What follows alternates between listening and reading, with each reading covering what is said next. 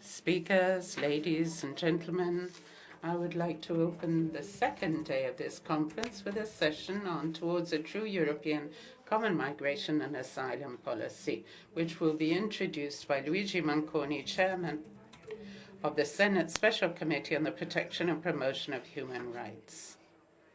And then we will have 4 keynote speakers: Minister of the Interior Angelino Alfano, speaking also as President of the Internal Affairs Council, Robert Visser, Executive Director of the European Asylum Support Office, Elizabeth Collett, Director of the Migration Policy Institute Europe, and François Crépeau, United Nations Special Rapporteur on the human rights of migrants, who has sent us a video message.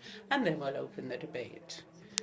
As we did yesterday, speaking time for each speaker will depend on the number of requests for the floor we receive, so that we can leave sufficient time of response to the speakers after the comments from the floor. Please use the forms we are distributing if you want to speak. We have had a very interesting debate yesterday. The list of rights and the forms in which they are safeguarded is becoming vaster and vaster. Every day, the European Union and national legislations are changing, and every day we see the national constitutional courts and the Court of Justice of the European Union dealing with human rights cases. There are also new institutional bodies dealing with specific human rights issues, but in some cases there are cases of duplication.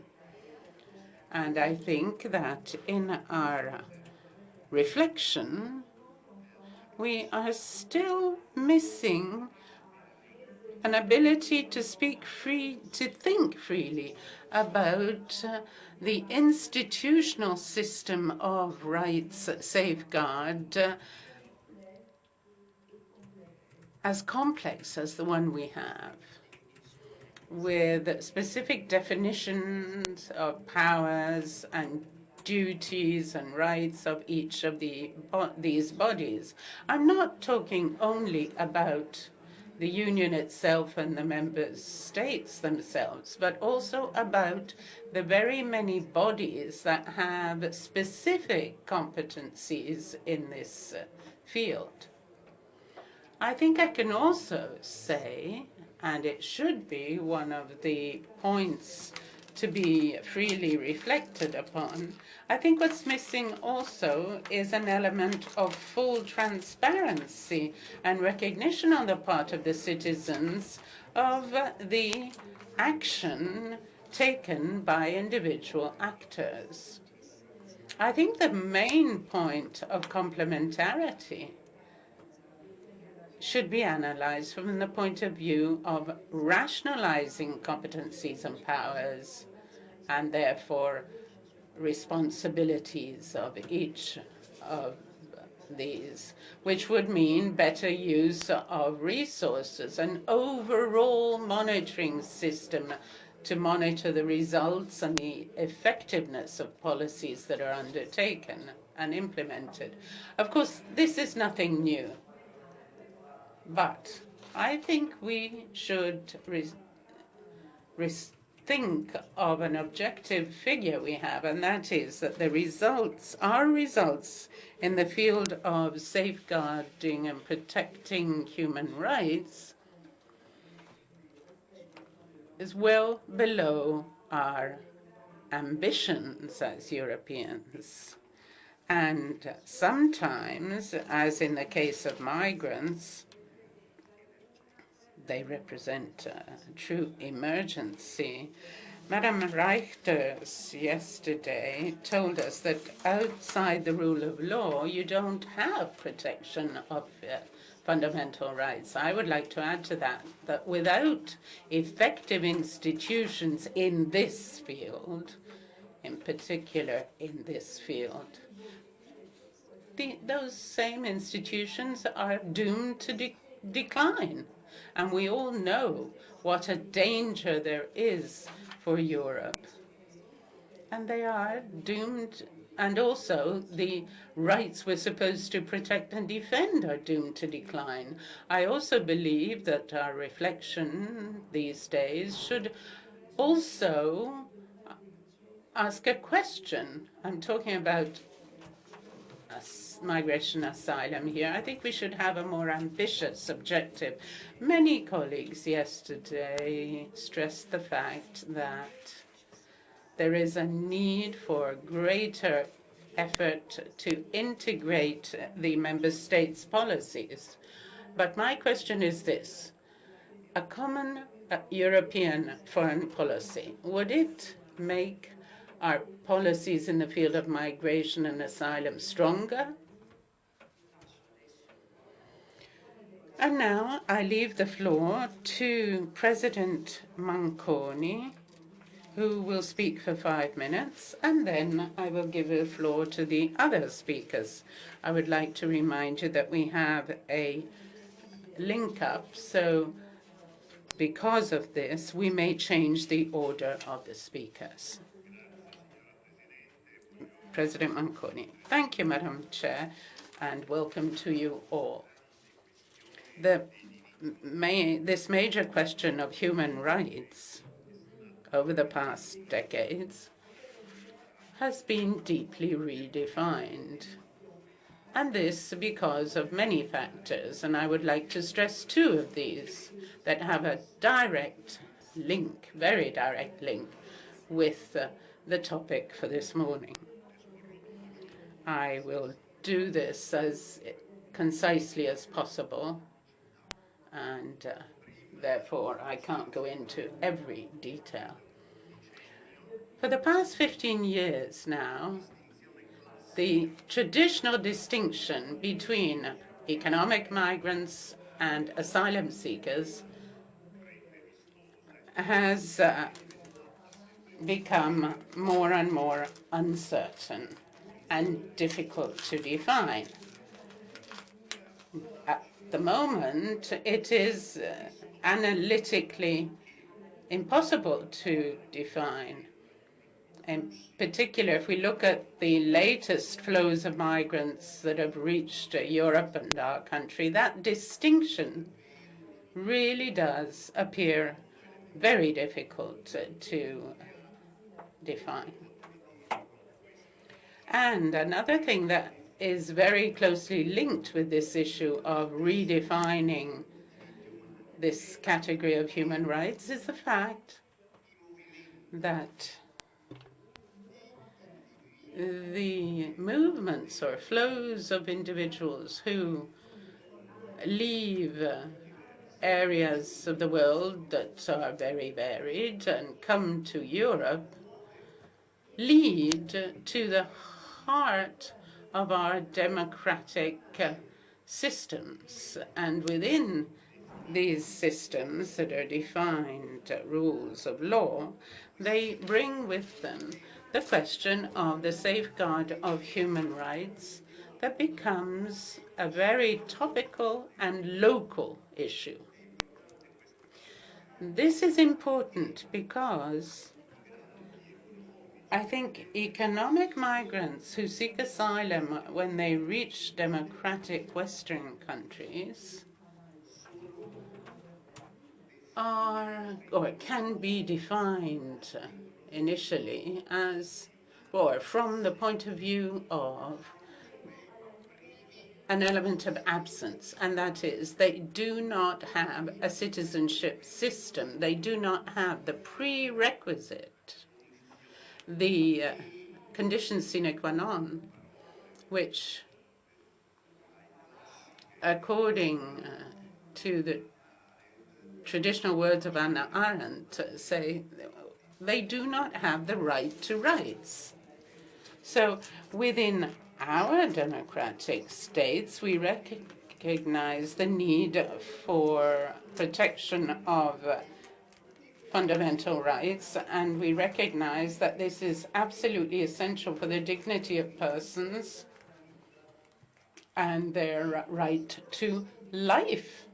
And this means that the issue of human rights drastically loses any exotic nuance and any anachronistical form. The question of human rights becomes a very contemporary issue and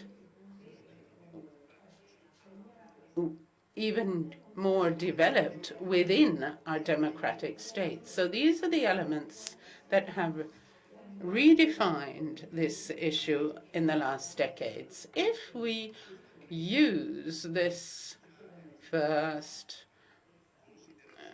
simple consideration on the question which is our topic for today, when a policy for European common migration, when will we see a European common migration and asylum policy? I would like to turn this round and consider the issue not starting from us, from the heart of Europe, but rather from the south of the south, that is to say, the Mediterranean, the Sicilian Channel, and Africa, those countries from which we see the flow of migrants. Right, so if we take the issue of a common migration and asylum policy from the point of view of those who are leaving that part of the world, well, here and now, in the urgency for an ineluctable sequence of emergencies we have to face, if we look at it from this point of view, I think there are two main passages and two main steps that are an ineluctable premise for the development of any common policy. First essential step is the drawing up of what we've called a humanitarian accession, which includes all the projects, the actions, the measures underway at the moment on the part of various subjects that everyone is trying to preempt within the migration flow transit countries. That is to say, to ask for international protection in transit. This is an idea that has been defined in different ways and expressed in different ways of pre-settling or pre-settlement or humanitarian corridors or humanitarian entry, which means it offers a possibility to European countries to organize in the areas where these migrants transit, to organize international bodies made up of various bodies, UN agencies, EU bodies, international humanitarian organizations that already in the transit areas would be able to start distributing to asylum seekers a visa which would allow them to reach Europe through a legal and secure channels and means, avoiding the Mediterranean Sea's dangers. I believe that despite the great political difficulty there is in developing this, I think this is the most reasonable and concrete proposal. Second step, and I conclude with this one, we have before us a deadline. A deadline that some see very close, which is the definition of the destiny of Mare Nostrum.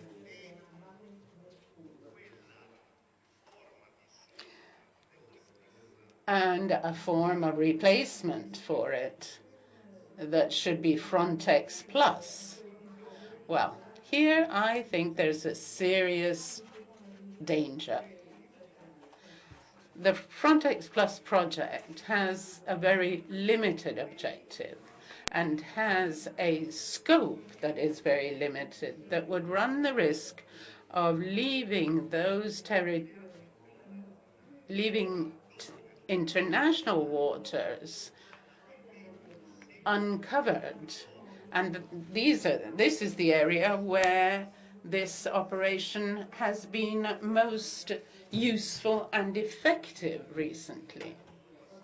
So the second step is, when in talking about a European policy, is this: replace Mare Nostrum with a supranational mission which would cover international waters to pursue the activity carried out up to now by Mare Nostrum. And I conclude by saying that this operation has, for Italy, represented, and it could represent for the whole of Europe, has represented and can represent in the future the best way of saving the 140,000 human lives.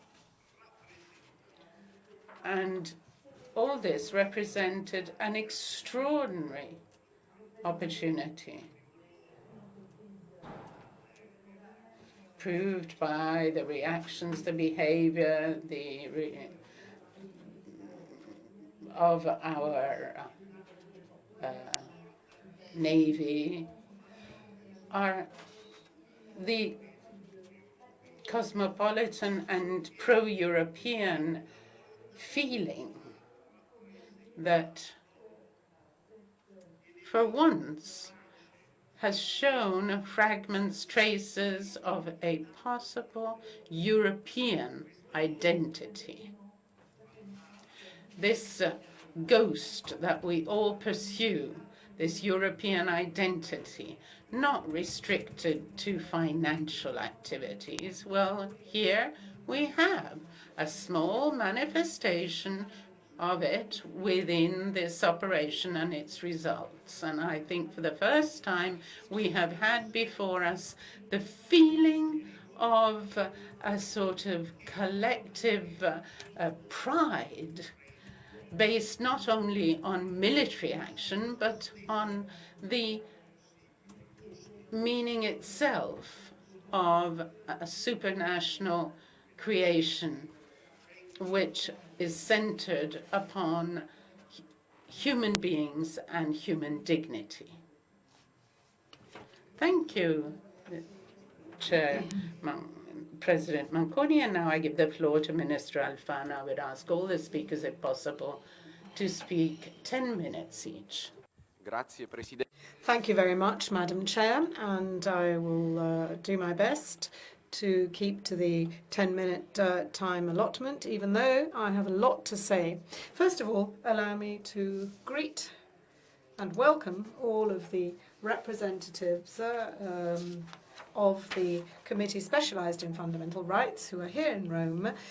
There is an extremely important task for the European Union because cooperation at a parliamentary level is as important as intergovernmental cooperation.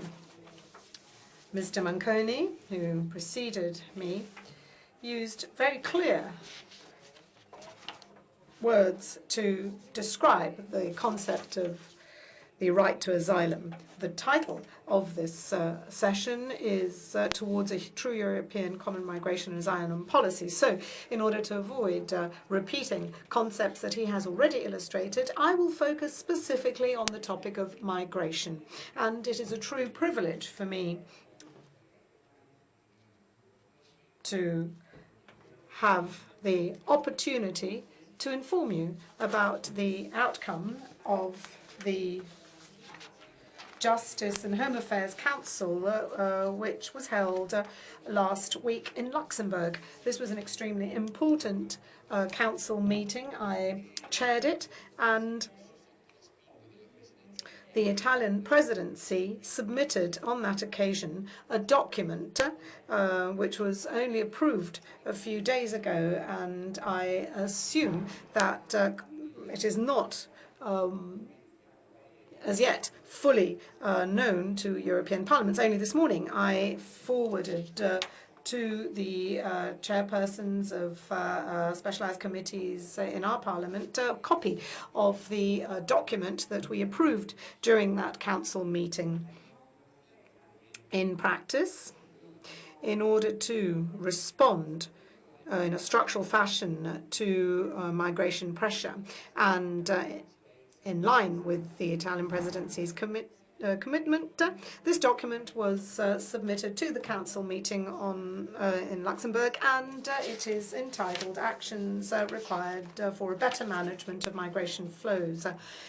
We feel that this is an innovative approach to develop a sustainable and flexible management system in the face of migration flows, and member states responded so positively that this document was included in the Council's conclusions. So this is not a working hypothesis that I'm going to illustrate. It is actually a document that was included in the final statements of the council meeting, which was held in Luxembourg. The three pillars of this document are cooperation with third countries, specifically in order to combat those responsible for trafficking in human beings and migrant smuggling. It also aims to ensure that Frontex is well equipped to respond to growing pressure, and thirdly, it focuses on the action that is required at a European level to promote greater operational cooperation in view of a common European asylum system. This is a strategic and operational approach, and it is based on the activities of the Task Force Mediterranean, with the aim of ensuring a flexible implementation of this process in order to adequately manage migration flows. There are two remarks that I would like to make. Firstly, I would like to say a few words about the Task Force Mediterranean. Exactly a year ago, I was in a similar context as I have just described, the Justice and Home Affairs Council, 2 days after the tragedy in Lampedusa, and I was born very close to Lampedusa.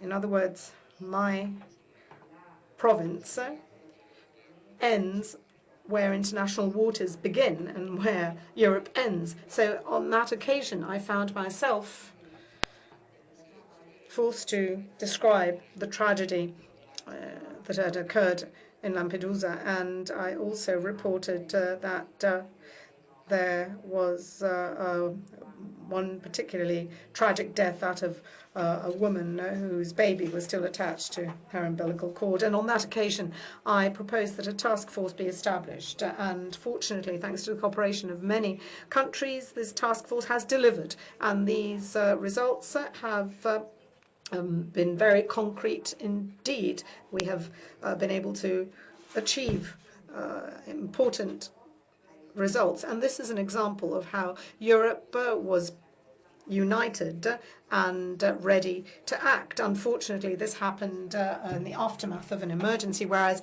our strategy should be that of ensuring that Europe is always ready to act and is present, irrespective of whether a tragedy occurs or not. But 1 year on, this document that we submitted includes the work of the Task Force Mediterranean, which was, as we said, the result of the JHA Council held in Luxembourg last year. The second point I would like to make refers to Frontex.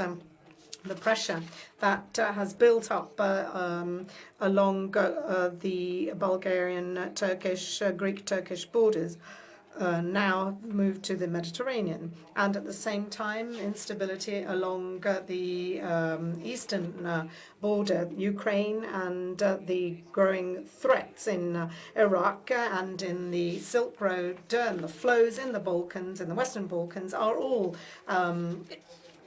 contexts that have to be closely monitored because they could give rise to new pressures that Europe must be ready to respond to in a timely and effective fashion. In concrete, the three key elements of this document are cooperation with third countries, and that's the first pillar. The second pillar is the enhancement of Frontex and action within the European Union to provide an effective, consistent support to our common asylum system. With regard to cooperation with third countries, we believe that priority should be given to countries of origin or transit of flows in Africa and the Middle East, without forgetting the Asian countries of the so-called Silk Road, as I mentioned earlier, especially Afghanistan, Pakistan, and Bangladesh in particular. Immediate initiatives should be targeted to preventing departures and consequently deaths at sea. Out of the various initiatives, allow me to mention in particular law enforcement action to enhance third countries' capability to adequately monitor their borders, also thanks to technical assistance programs, support given to liaison officers to promote an exchange of information, and the use of joint investigation teams to fight the criminal organizations that engage in people smuggling and exploitation of illegal migrants. Allow me to add that during the Mare Nostrum operation, Italian law enforcement bodies arrested over 500 people smugglers and traffickers. There are other equally important operations, those that are envisaged by the UNHCR, the United Nations High Commissioner for Refugees, to target the need for protection and development in North Africa, Horn of Africa, and the Middle East. And I would also like to mention another important initiative, the Assisted Voluntary Return Programme managed by the International Organization for Migrations. These initiatives that cannot replace long-term measures contribute to stabilizing migrant communities, dismantle the criminal organizations that exploit smuggling of migrants and trafficking of human beings. They also reduce the number of perilous attempts at crossing the sea and consequent deaths, and incentivate third countries to implement closer cooperation with the UE in the area of migration according to the principle of more for more. So with regard to Frontex, obviously all member states have a keen interest to ensure that our external borders are safe, and therefore we must all cooperate with Frontex to consolidate its presence in the central Mediterranean, which is the weak link in the external borders of the EU. And this is why we will launch in early November a new joint operation called Triton, and once this occurs, Mare Nostrum will be phased out. This Italian document, which was enshrined in the conclusions of the Justice and Home Affairs Council meeting, envisages that Frontex's operational capabilities be strengthened in order to streamline procedures for the identification of migrants, collection of data, screening of vulnerable cases, screening of people in need of medical care, all of this to be able to immediately meet their needs upon arrival. Strengthening Frontex does not in any way impact the nature of the agency, which continues to have a civilian role, because Frontex is still a civilian operation, and it confirms and enhances the European Union's commitment to patrol and ensure that our common borders are secure.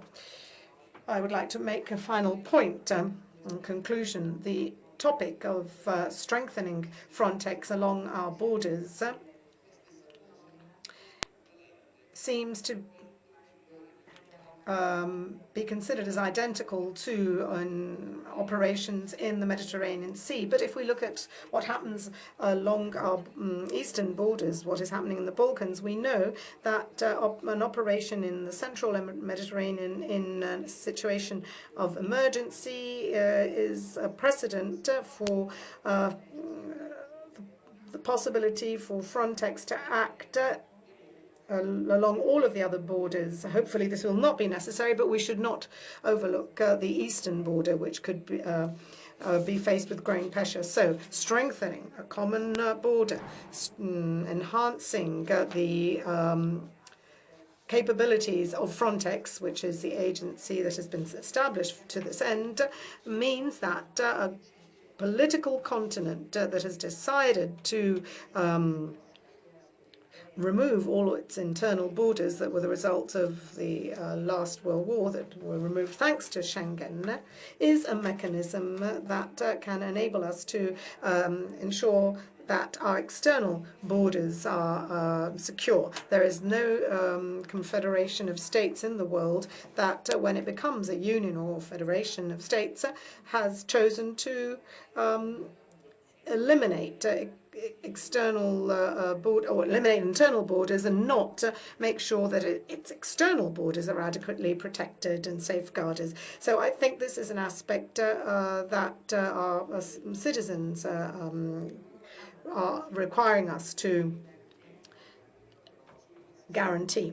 So with regard to our common European asylum system, I would like to point out that this is based on effective cooperation and solidarity among all member states, which on the one hand must guarantee that there is a flexible national system for reception and asylum capable of responding to sudden increase in flows, but at the same time these systems must be ready to provide the Eurodac data bank fingerprints to allow identification of the country of first entry and to avoid that migrants may slip through, let's say, this identification process. On the basis of this document, we know that it's essential for fingerprints to be taken as quickly as possible and ensure that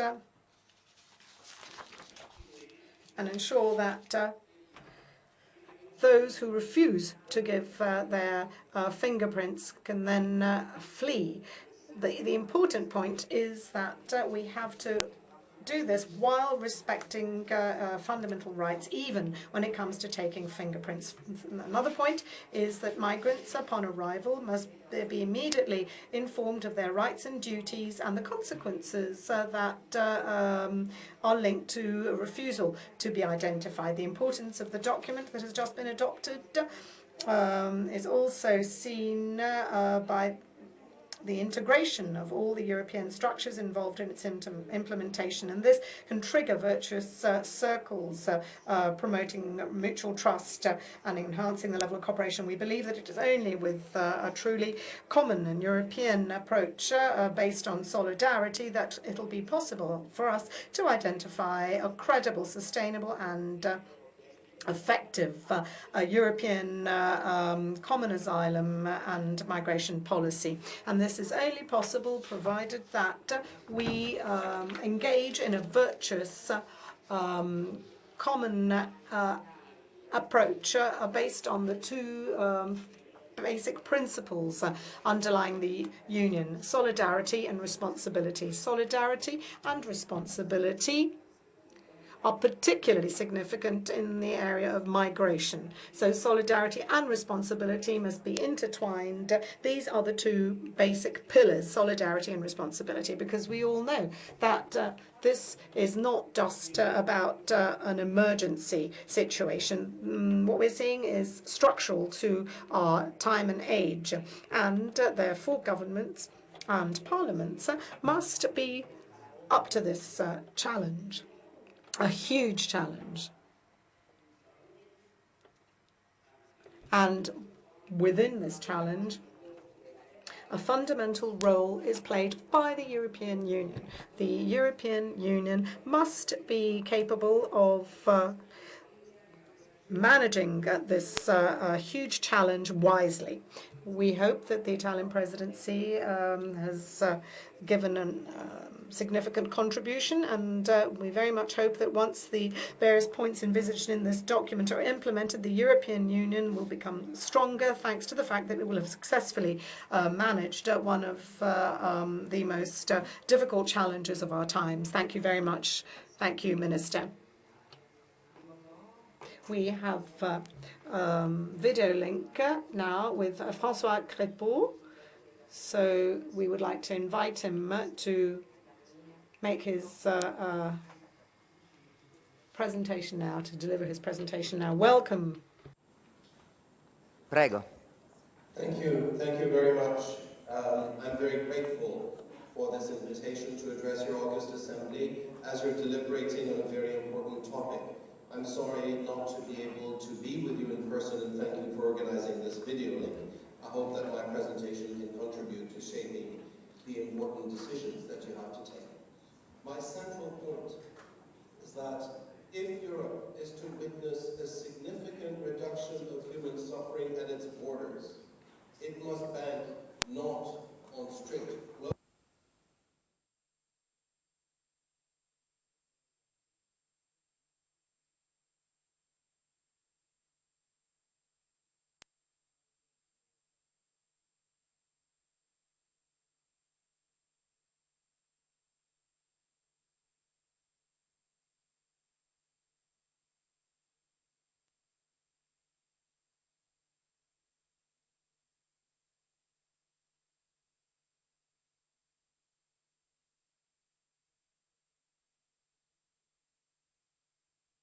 document migrants and increase the precariousness of the migrant situation, resulting in more deaths at sea and more human rights violations. Despite excellent initiatives like the increase in search and rescue operations, which have saved numerous lives, such as the Mare Nostrum operation, for which Italy must be commended, some European member states continue to officially advocate repression of irregular migration and haven't yet opened new legal channels of migration, thus limiting the possibilities for asylum seekers to regularly reach safe destinations and for low-wage migrants to respond to the needs of the EU labour market. Consequently, the number of migrants risking their lives on unseaworthy vessels over perilous sea routes can only increase. The UN estimates that more than 130,000 migrants have arrived in Europe by sea this year, compared to 80,000 last year. They migrate due to the push factors in their countries of origin, which may include war, conflict, natural disaster, persecution, extreme poverty. But they also migrate in response to pull factors, such as the unrecognized needs of the labor markets in EU member states, as migrants are often willing to do the dirty, difficult, and dangerous jobs that nationals will not, at the exploitative wages that unscrupulous employers will offer, including in the construction, agriculture, hospitality, and caregiving sectors. I have met many of those migrants in my various country visits, including to Italy. Migrants don't believe they are doing anything wrong. They believe, and rightly so in my mind, that they're only doing it to find either protection against violence or a job to support their family. Who can say that such survival strategies are wrong? We would probably do the same if we were in their shoes. We don't have the moral high ground on this issue. Repressive policies failed to deter irregular migration because hope is always stronger, because despite what happened to others, or even what happened to themselves in a previous attempt, they believe that next time will be the right time and that they'll make it. And criminal rings take advantage of that hope. Any attempt at sealing borders, preventing irregular migrants from entering the EU, as the nationalist populist discourse stridently calls for, will continue to fail on a massive scale. Sealing international borders is actually impossible, as Italy has recognized with the Mare Nostrum operation, and migrants will continue to arriving despite all efforts to stop them, and at a terrible cost in lives and in suffering. Currently, migrants themselves, most often with the help of smugglers, are crossing borders regardless of state policies. They see no other option but to migrate irregularly due to a lack of legal migration channels, particularly for asylum seekers and low-wage migrant workers. With time, continued repression of irregular migration is actually counterproductive, as it drives migrants further underground, thereby empowering smuggling rings and creating conditions of alienation and marginalization that foster human rights violations, such as discrimination and violence against migrants. Global North states can thus be seen as co-responsible for creating conditions that encourage smuggling and make it more dangerous. While it needs to continue attempting to bring unscrupulous smugglers to trial for the suffering they inflict on migrants, Europe will not succeed at fighting resourceful and adaptable criminal rings unless it destroys their business model, which was created when barriers were erected and which thrives at evading repressive European migration policies. In the 50s and 60s, many migrants came from North Africa through the Mediterranean, and no one died because mobility was actually more important. Europe needs less repression of survival migration and more harm reduction policies, taking as a central concern the well-being of migrants.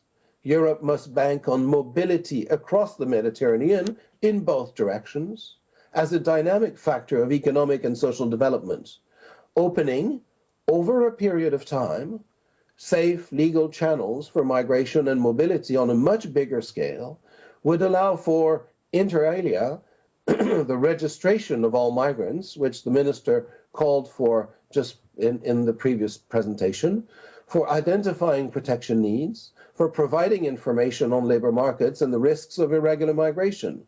This would mean that most migrants would find legal ways to enter Europe, and that European countries would therefore reclaim the control of border crossings from the smuggling rings. In the meantime, the increase in search and rescue operational capacity has been a very positive initiative which has saved many lives. I urge the European Union to continue strengthening this capacity while respecting the principle of non-refoulement, guaranteeing immediate disembarkation of asylum seekers and migrants at the nearest port, providing information, care and support to migrants, processing equitably their asylum claims, and encouraging commercial vessels to carry out rescue operations without risk of retaliation or harassment due to them being considered as accessory to smuggling operations. More concerted effort is also required from European member states to assist the frontline states such as Italy, Greece, Malta, and Spain. The search and rescue programs cannot be the sole responsibility of frontline countries. With the current surge in migration, the European Union should ensure that there are sufficient reception centers with adequate facilities to accommodate the new arrivals. Upon arrival at port or country of destination, and in collaboration with civil society organizations, asylum seekers and migrants should have access to medical care, psychosocial support, legal counsel, after which individual assessments should be implemented to determine their protection needs. The immigration procedures need to be clear, explained in a language that the asylum seeker or migrant understands, and fair and efficient.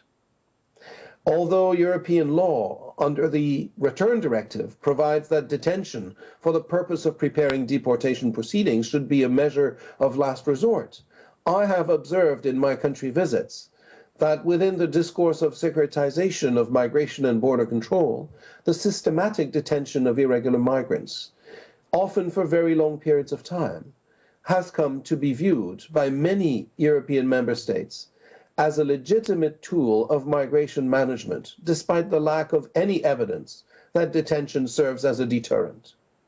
In my research and country visits, I have witnessed inadequate procedures for detention including the failure to respect legal, procedural, and substantive guarantees, the useless detention of persons without prospect of removal, and the useless detention of children and families. States have failed to implement non-custodial alternatives to detention in favor of migrants when such methods have proven to be efficient and less costly. Similarly, return procedures, particularly when facilitated through readmission agreements, failed to provide the necessary human rights safeguards.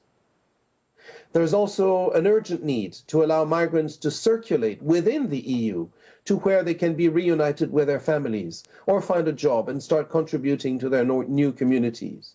Trying to confine them to the territory of frontline countries obliges migrants to continue traveling underground, further empowering criminal rings and unscrupulous employers, and places undue responsibilities on such frontline countries. I urge, therefore, the EU to establish a human rights-based, coherent, and comprehensive migration policy which takes these issues into account and makes mobility its central asset. This policy should address the push factors by working together with the international organizations to continue to provide humanitarian and development programs in countries of origin. But pull factors for irregular migrations, such as the unrecognized needs for migrant workers in European underground labor markets, should also be addressed. States should recognize their real labor needs, including for low-wage work in agriculture or construction. This means that they should, on the one hand, open up many more regular migration channels, and on the other hand, repress unscrupulous employers who exploit the fear of asylum seekers and undocumented migrants to be detected, detained, and deported. Effectively implementing the Employer Sanction Directive, for example, should be a priority. Combining such policies would lead to smaller underground labor markets, less irregular border crossings, less smuggling of migrants, less loss of life at borders, less labor exploitation, and less migrants' rights violations. In this new human rights-based common immigration policy, access to justice for all migrants is also key if Europe really wants their rights to be respected, protected, and promoted. In the recent past, the European Court of Human Rights, the European Court of Justice, national courts and tribunals, as well as national human rights institutions and ombudspersons, have shown their willingness to defend the rights of migrants.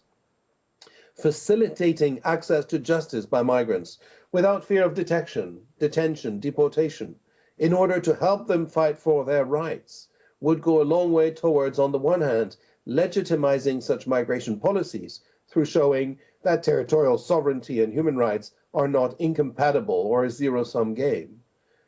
And on the other hand, changing mentalities regarding migration through fighting nationalist fantasies and populist stereotypes. A human rights-based approach is also required in order to address the issue of asylum seekers. I urge EU member states to work with UNHCR in order to provide durable solutions for asylum seekers. This will indeed contribute to reducing the number of people who have recourse to smuggling operations and would help EU member states regain control of their borders. We cannot leave millions of refugees at the EU borders and not expect them to try to cross border to create a future for their family.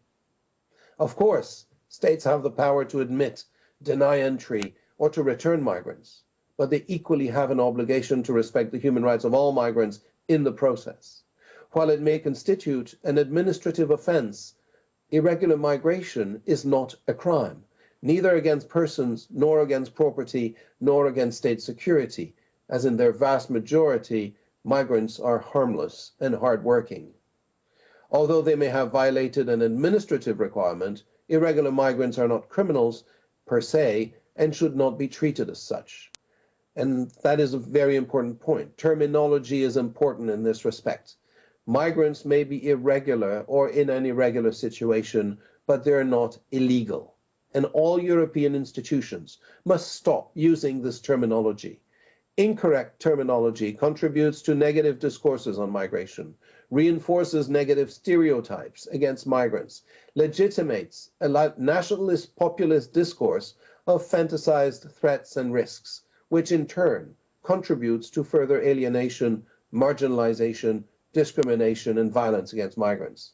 This is exacerbated by legislation in some countries which criminalizes the provision of assistance to irregular migrants, including in relation to the provision of health services or housing. Criminalization is often linked to anti-migrant sentiments and inappropriate language. There is a need for a political counter-discourse that would emphasize the benefits that migration brings to both countries of origin and destination. However, this counter-discourse will have difficulty emerging as long as migrants do not have access to the political stage. They cannot voice their concerns and fight stereotypes, as, for example, women have access to the political stage, voiced their concerns, and fought sexist stereotyping in the past 50 years. Migrants cannot provide the politicians who would defend their rights with an electoral incentive, with votes in the next election. Until migrants are given a voice in the political debates on migration policies, Europe must therefore fight much more vigorously racism, xenophobia, and hate crime, as well as focus on saving lives and ensuring mobility, consolidating the common human rights culture that is now framing the evolution of all traditions, and celebrating the diversity of cultures and religion as an enrichment for everyone, citizens and foreigners alike. I'm looking very much forward to coming to Italy for a second follow-up official visit next December, and to discussing with Italian authorities how to regain control of borders while better protecting the human rights of migrants. And I thank you for your kind attention. La ringraziamo molto per la sua relazione. Thank you very much for your presentation. Or can you hear us? I wanted to ask François Crépeau whether he could stay with us to listen to the comments to his presentation and maybe respond afterwards. Thank you. Do adesso la parola a Robert And I now give the floor to Robert Visser, who is Executive Director of the European Asylum Support Office. 10 minutes, I remind you. Thank you, Madam President, Honourable Presidents, Members of Senate and Chamber of Deputies, Honourable Minister Alfano. We see each other every week in the same subject. It's a true pleasure and honor for me to be here today and to give you some of the remarks from my side, which is the side of a European agency dealing with asylum, the main topic of this session. I think that the title of the session is very well chosen, Towards a True European Common Migration and Asylum Policy. And let me pick three elements as a key for my contribution. First, the word towards, meaning that we are on the way, that we haven't reached, but certainly we are moving. Second, common or European, we are in it together, jointly. And thirdly, true, meaning not only paperwork, not only Brussels declarations, but real operational, practical reality. And I think those three elements are excellent summary of the context of the framework that Europe is trying to set up. And let me start by the road towards the road to European policy, common European policy. We are so used in Europe to be self-critic that we sometimes forget to see and look around what we have. Let me phrase a very unsuspected source. The American Director General of the International Organization of Migration, the IOM, who very recently said very few regions face greater migration challenges than Europe, and very few regions in the world have devoted more thought and resources to migration issues than Europe. It's good to realize it. Being critical, we are far from perfect, for sure. We have lots of things and steps to take. But it's also good, just for a moment, to realize that we have already done quite a lot, and that we have really set up a system on which to be proud. And once again, I say it's far from perfect.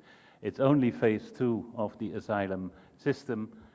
Many phases still have to come, but also, to be honest, we only started 10 years ago. We only started common policy 10 years ago. 10 years ago, it was anathema, it was not a subject of European discussion at all. It was a purely national subject. So let's reflect just for a second and then go on to the future. Where are we now at this moment? We have the asylum package phase 2. The European Parliament last year agreed on that package. That package already is a big step forward. It provides more harmonized standards, it provides harmonized procedures, and it provides a legal framework that is a real next step. We have a new Commission and a new President of the European Council. We have strategic guidelines. We have since last week the document of Minister Alfano. So we have a lot of building blocks to go into that way forward. What is the reality at this moment? Where are we when we look at migration and asylum? Last year, we saw a 30% rise of asylum seekers in Europe. And already in the first 6-7 months, we see an increasing number, increasing over last year's number, which was the highest since the start of our data collection. So yes, there is absolutely something to deal with, something to realize, and something to recognize. It is, and I was very happy what Minister Alfano said on this point, it is a situation that is recognized in the south, in the Mediterranean, but absolutely we also have a very long and very, in the end, vulnerable east border. Vulnerable meaning easy accessible. If we look at the different places, the different countries of origin of asylum seekers and irregular migrants, then we see, of course, Syria. Syria is now for already quite some time the biggest number of asylum seekers ever registered from one country. And for good reasons. I don't need to explain that. Television and other media present us the images from day to day. The second one is Iraq. Now, more and more, and I would say on a daily basis, becoming a more vivid image and also a threatening image to a certain extent. Eritrea is an increasing number, quite unexplainable actually. The situation in Eritrea has been very bad for many years, and the last half year it has not, in Eritrea itself, not really changed, but the numbers have changed enormously. Afghanistan, Pakistan, the Western Balkan is one of the major sources of influx in the European Union. And then, of course, the Ukraine with the big question mark of what will happen in our east border very close. Only to underline that it is south and east together, and that we certainly should not isolate the discussion, but get a discussion on the level of what, as Europe, can we do.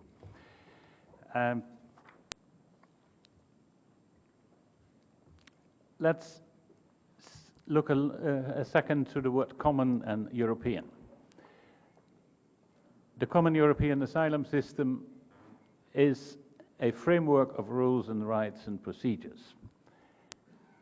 And as on a national level, we are very much used to look from our national asylum law, our national migration law, and knowing that somewhere in that bigger picture there is European elements.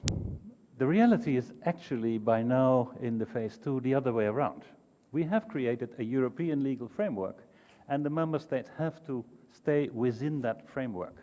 They can have their national law a little bit this way, a little bit that way. There are choices to make, but the choices are within that framework. So if we want to make new steps, and also in that I fully support the Italian presidency, if we want to make next steps, we should be aware that we should take those steps in the context of that EU legal framework. It is a living framework.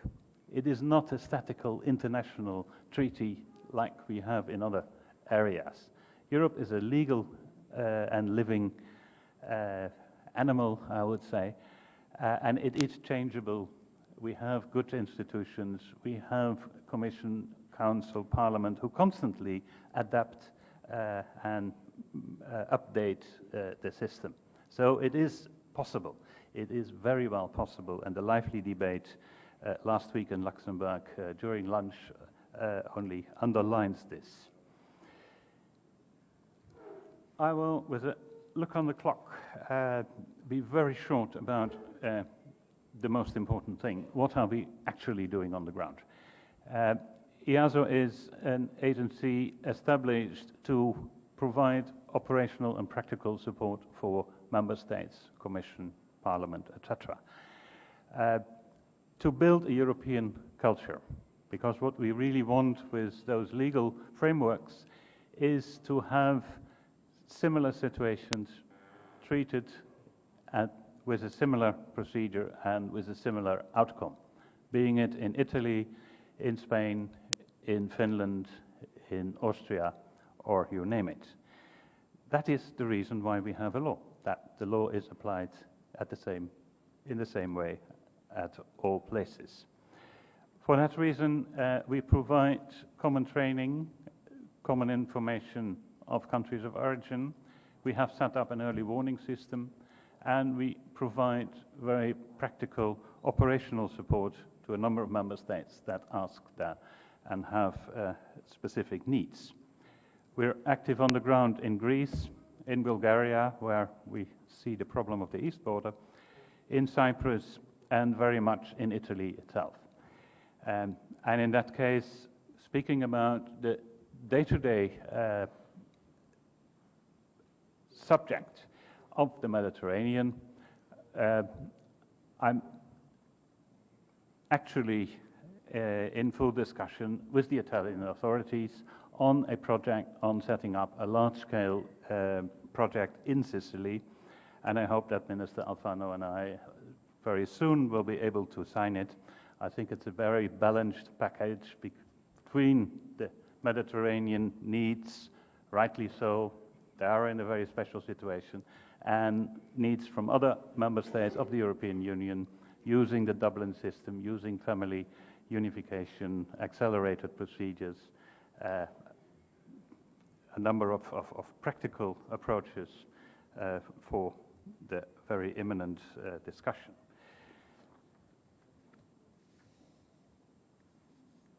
Also, I should mention, being here in Italy, the very good cooperation we have with Italy and Malta on the subject of facilitators.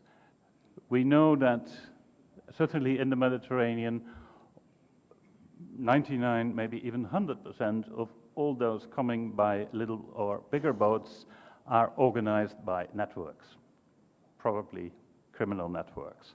And to get a better view on that phenomenon, not exactly to tackle each individual, that is more police and Europol work, but to get a better view of that phenomenon and to understand it better, to cope with it better, we have a project both with Italy and with Malta to look into those phenomena. Finally, solidarity. Europe should become a single area of protection. Principles of responsibility, mutual trust, and solidarity are key. Solidarity is certainly not charity. That is not what Europe is about. Europe is about an adult organization that respects each other and where every partner should take its own responsibility. That's where it starts. If the partners don't take their own responsibility, don't apply the acquis, there is no starting point. But certainly, Europe has organized quite an extensive range of tools of solidarity, financial, legally, etc. And beside that, a possibility of using solidarity tools like operational agencies, like Frontex, like EASO, like Europol, and like others. Responsibility of each partner leads to mutual trust, and mutual trust leads to more solidarity. I think those are intimately linked, and I think those are the key to the common future, the key towards a true common European asylum system. Thank you very much.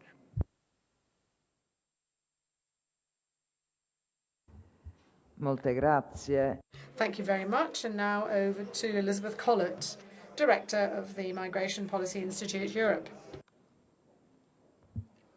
Thank you, Madam President, and thank you to the Chamber of Deputies for the invitation to be here today. I'm deeply honoured for the opportunity to speak to you.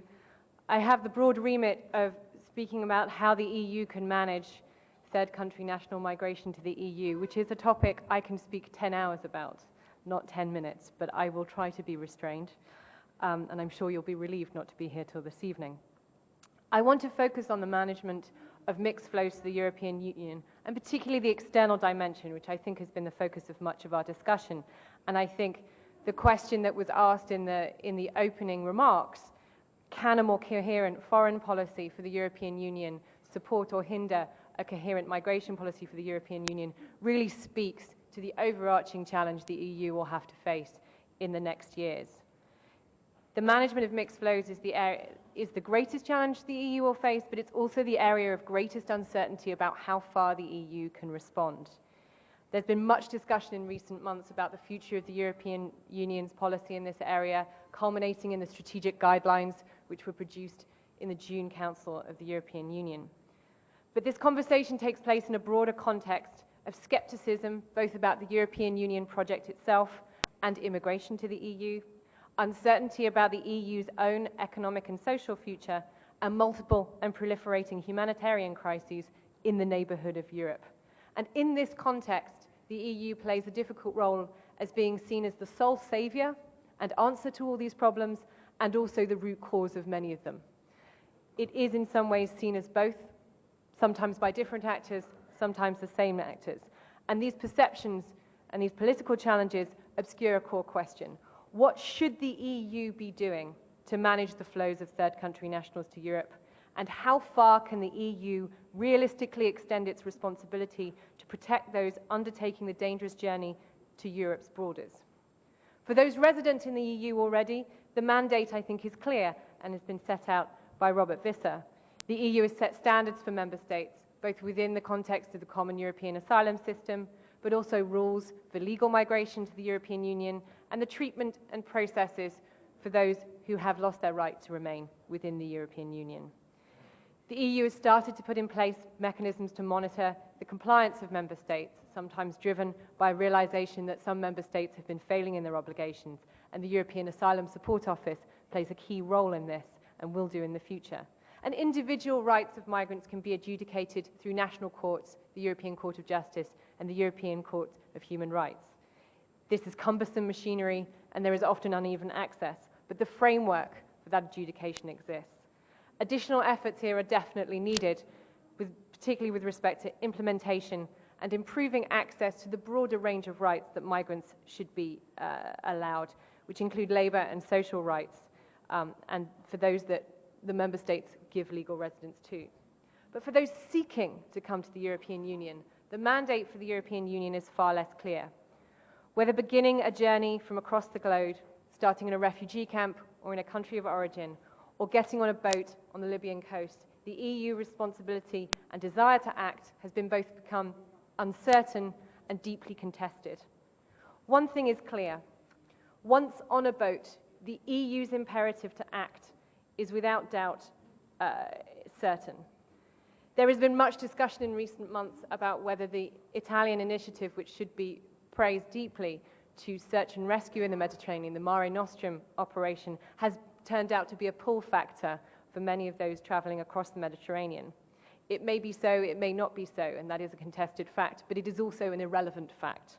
Once people are in that kind of situation, the responsibility to protect those people trumps all other considerations and policy goals. Once in the European Union, however, the corollary of this is to have credible systems of adjudication that can effectively determine the legitimacy of each individual to remain within the European Union. And within that context, it has to be possible for member states to say no as well as yes. But beyond this, what is the European Union's role? And I think here is where the foreign policy issue becomes increasingly relevant. There has been focus in recent months, particularly of interior actors, home affairs actors, on the upstream prevention of movements in third countries. How can we address smuggling and trafficking in third countries? And the document that Minister Alfano set out elaborates how the European Union can work with third countries on these issues. There are a broad range of responses encapsulated in this document, from limiting the supply of boats from Tunisia and Egypt to offering greater protection in the regions of origin through regional development and protection programs. But the EU has multiple goals and imperatives that are located at various moments in the migration journey and don't always cohere. For development actors within the European Union who have significant resources, they work on an extremely long-term approach in countries of origin, investing in improving conditions overall socioeconomically so that people are not forced to leave their home countries or sense that they are forced to leave their home countries, but have the opportunity to make a life there. Humanitarian actors, by contrast, look at addressing immediate needs for those who have been displaced by conflict or other disaster situations, and look to protect people in origin. They work on a short-term basis, which has unfortunately in recent years, due to the protracted nature of conflicts and other situations around the world, become increasingly long-term in nature. Foreign policy actors, again by contrast, look at mobility in the context of the broad range of issues when establishing a basis for cooperation with a third country. They look at the context of security, trade, and environment. They often look at the opportunity to offer visa facilitation with a third country as an incentive to deepen cooperation on other bases with those corporations. But for interior actors who are focused on migration and asylum policies, they have a different set of priorities: the management of borders and flows to those borders. Mixed flows of asylum seekers and irregular migrants represent a challenge to this imperative. And one has to ask the question whether the goal for interior ministers is to prevent the flow itself or to protect the individual from harm. This has created a number of mixed messages for third countries. And I think one of the critical issues that the EU will have to work out over the next few years is what the priority number one is. Is it a short-term prevention of flows in third countries and to limit the actions of facilitators such as smugglers and traffickers, but also complicit governments themselves? Or in the long term, to build credible systems of immigration and asylum and protection in third countries, and where that is not possible, reduce harms to individuals?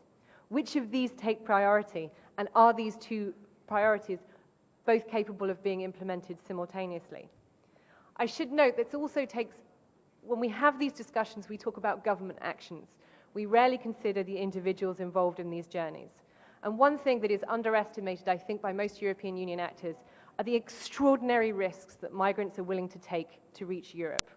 Migrants are willing to gamble away their fundamental rights in order to try and reach the borders of Europe. We make assumptions based on our own risk analysis. If someone was to tell us there was a 1 in 1,000 chance we wouldn't reach our destination, you or I would not undertake the journey. If you tell a migrant there is a 1 in 5 chance he won't reach his destination, he may still undertake that journey. That suggests to me two very difficult things for the European Union to address. One, that there is something deeply wrong in either the country of origin or the country of first protection that drives people to acknowledge the information they're given and still be willing to take the risk. And two, that European Union responses, based on our own understanding of migration dynamics and which policies may work, may be wrong-headed. I speak here, one of the EU's greatest investments to date has been in information programs for migrants, on the understanding that if migrants only knew how dangerous it was, they wouldn't undertake the journey. The evidence to date suggests that's not true. They understand the risks, they absorb the risks, and they still undertake that journey. So I just want to conclude with a few comments about where the EU needs to go. I think there still needs to be a clear vision of long-term goals and a recognition that attempting to achieve everything with respect to migration policy in third countries may lead the EU to realize, in real terms, very little. How far can the European Union protect, and where can it protect? What are the short and long-term goals? I found this was something that was missing from the strategic guidelines that were set out from the European Union.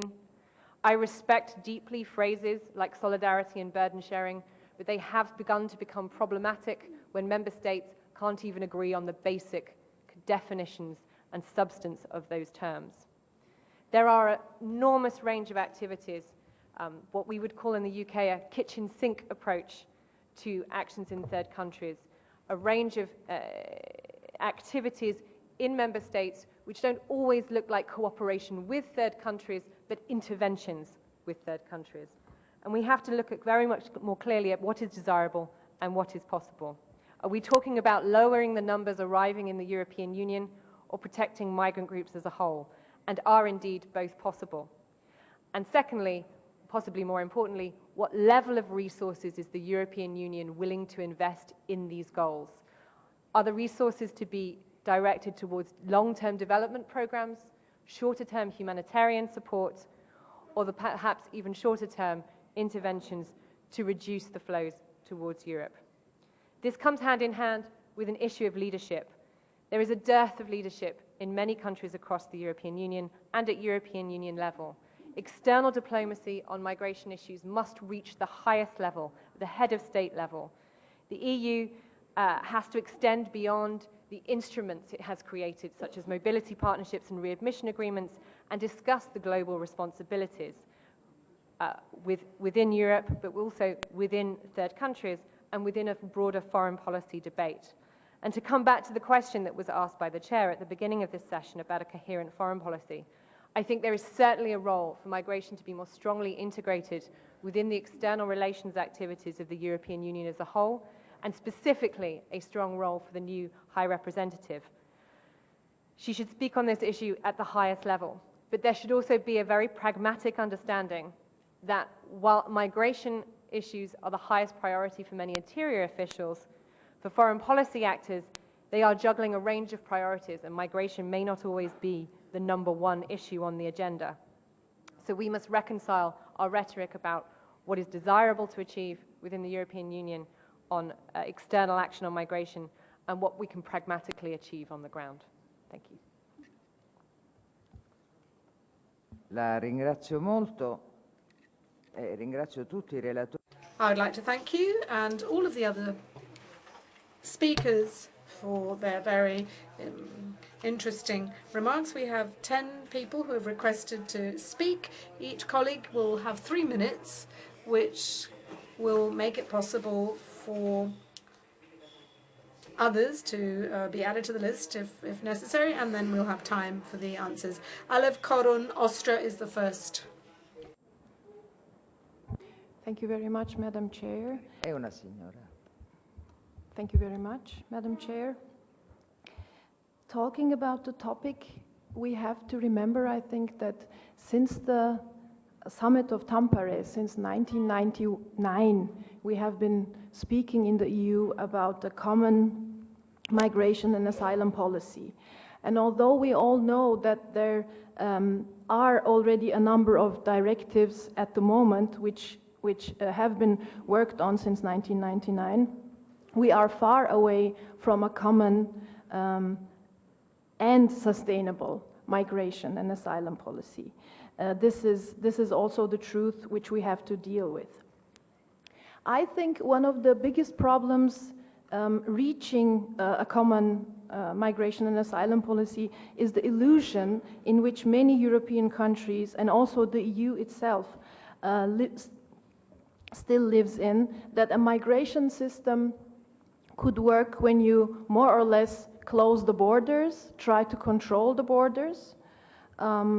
If you think that a migration system only consists of migration flows with people who are in a very high job profile.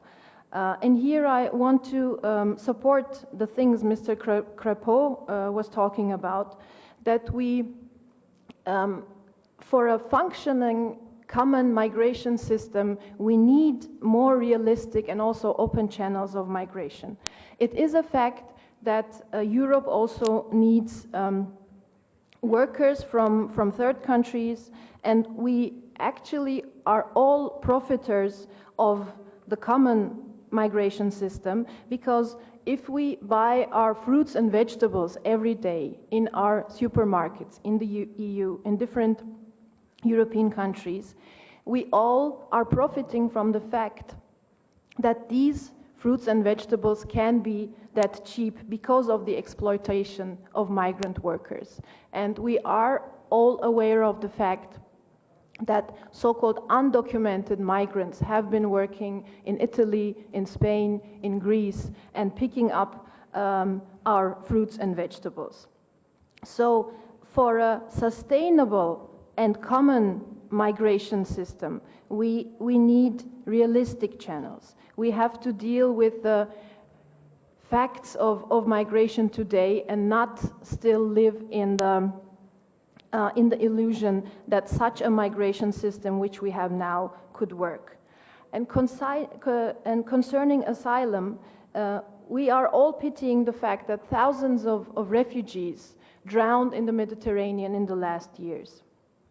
Of course, it's very good that there is this project to save lives of refugees today, but we all know, or many of us should know actually, that our European policy trying to keep away refugees from the European Union is very much supporting the human smugglers. And also in this theme, I would like to support the thoughts of Mr. Crépeau, who was talking about destroying the business model of smugglers and traffickers. And if the EU continues to support via this migration policy we have been making the last years, human smugglers and traffickers, then at the same time saying, oh, you know, we have to fight human smuggling and trafficking, it will not be very sustainable, and it will show no positive outcomes, unfortunately. And the last thing to say is that for a common sustainable asylum policy, we would need a total change of the so-called Dublin system, because the Dublin system leaves away a few countries such as Italy, Spain, Malta, Greece, and Cyprus, with all the responsibility of almost all refugees coming into the EU. Instead of the Dublin system, we would need a fair system of welcoming, caring, and distributing refugees according to population numbers of the European countries, but also according to wealth of the European countries. If we stay with the Dublin system, I'm afraid also in the next years we will not have shared responsibility, and we will still have many people drowning in the Mediterranean. So it is on us, on politicians, and on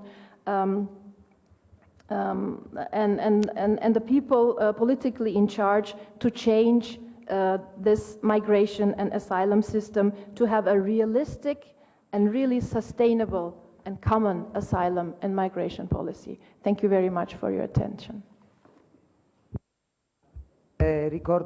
Thank you. I would like to remind you all that you only have 2.5 minutes to speak, because there are more requests for the floor. Over to Buran Kuzul, Turkey. Göç günümüzün en önemli sorunlarından biri haline gelmiştir. Immigration has become one of the most important issues of our time. Tablo çok kötüdür. Mayınlı araziler, soğuktan donma, suda boğulmalar vesaire. And the current outlook does not provide a optimistic view because most of the immigrants and asylum seekers lose their lives on mined fields and bad weather conditions. Birleşmiş Milletler verilerine göre 2005 yılında dünyada toplam 191 milyon kişi göçmen durumundadır. According to the data of United Nations, as of 2005, more than 191 million people are in the status of immigrants. Avrupa Birliği'nin genelde Avrupa'nın konuya bakışı korunaklı kale Avrupası mantığına dayanmaktadır. We observe that the European Union's general approach is based on Fortress Europe concept. Bu mantık Nazi Almanyası'nın uyguladığı mantık olduğundan eleştirilmektedir. And this logic is being criticized because it resembles some views of the ex-Nazi regime. 2000'lerden sonra Avrupa Birliği'nde konu kriminal bir sorun haline gelmiş ve göçmenler suçlu muamelesi görmeye başlamış. And at the beginning of the 2000s, the presence of the immigrants and the people who are willing to immigrate to Europe are being assessed in more criminal perspective. Özellikle Londra, Madrid saldırıları ve 11 Eylül saldırılarından sonra durum daha da netleşmiştir. And the situation has become more and more exact after the terrorist attacks in London, Madrid and September 9/11. Amerika göçmenlere karşı Patriot yasası uygulamakta ve parmak izini çok önemsemektedir. After 9/11 attacks, United States has enacted the patriotic law, and this enabled them to record all the fingerprints of the people who are willing to enter United States Benzer borders. uygulamayı Avrupa'da yapmaktadır. And Europe is tending towards a similar practice as well. Türkiye bu bakımdan çok iyi bir sınav vermekte. Turkey is rather better on the situation compared to US and Europe. Ve açık kapı politikasını uygulamaktadır. And adopts a open door policy to all potential immigrants. Zorla geri göndermeyi asla yapmamaktadır. We do not have a practice of forceful return to the people who are willing to immigrate. Özellikle son günlerde Suriye'den gelen göçmenlerin sayısı 2 milyonu geçmiştir. Until recently, the immigrants and the refugees from Syria, their number has already exceeded 2 million. Sadece Kobani'den 2 günde 160 bin sığınmacı gelmiştir. Only from Kobane in Syria, more than 260,000 people have fled out to our country. Normalde Avrupa Birliği ülkelerinin tamamına yılda 130 bin kişi gelmektedir. Considering that Europe has, in total, has 130,000 immigrants, this number is enormous for our country. Toplam 4 milyardan fazla harcama yapılmıştır bugüne kadar. And so far, for the refugees, we have been hosting more than $4 billion have been spent from our national budget. Uluslararası yardım çağrımıza rağmen çok cüzi bir yardım gelebilmiştir. And unfortunately, all of our pledges, all of our urges to the international community for financial assistance, a very modest amount has been earmarked for our country so far. Türkiye sığınma ve göç konusunda tüm uluslararası, bölgesel ve milletlerarası yetkililer işbirliği halindedir. And we are always in a close collaboration and cooperation in the issues related with asylum and immigration with the rest of the international community. Budapeşte sürecinin başkanlığı devam etmekte Türkiye üzerinde. And our presidency of the Budapest process is continuing. Sonuç olarak Avrupa Birliği göçmen ve sığınma konusunda tam bir mutabakata varamamıştır. And to conclude, we observe that EU and EU countries cannot agree on a single policy on such issues. Çok sayıda belge var. Schengen Anlaşması ve daha sonra 12 Avrupa Birliği ülkesinin yaptığı Dublin Sözleşmesi. And there are various legal documents, including Schengen and Dublin agreements. Bonn protokolü, Bond Protocol, Amsterdam Antlaşması, Amsterdam Treaty, Tampere kararları, Tampere Decisions, hasılı bu alanda çok sayıda belge karmaşık bir tablo oluşturmaktadır. and this appears to complicate the issue further because of multitude documents. Bir an önce bunun netleşmesi gerekmektedir. And we believe that we need to be exact and concrete by simplifying all these various legal structures. Çok teşekkür ederiz. Thank you very much. Grazie, continuo a raccomandare ai colleghi. Thank you, and again I'd like to recommend you to keep to the time I indicated so that everybody can have time to take the floor. I'd like to give the floor to Halil Dukovic.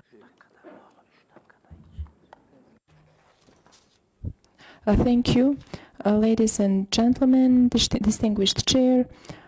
I will try to, in short, some experiences which Montenegro has in the field of the asylum and in relation to application of the law on asylum, which has been applied from 2007.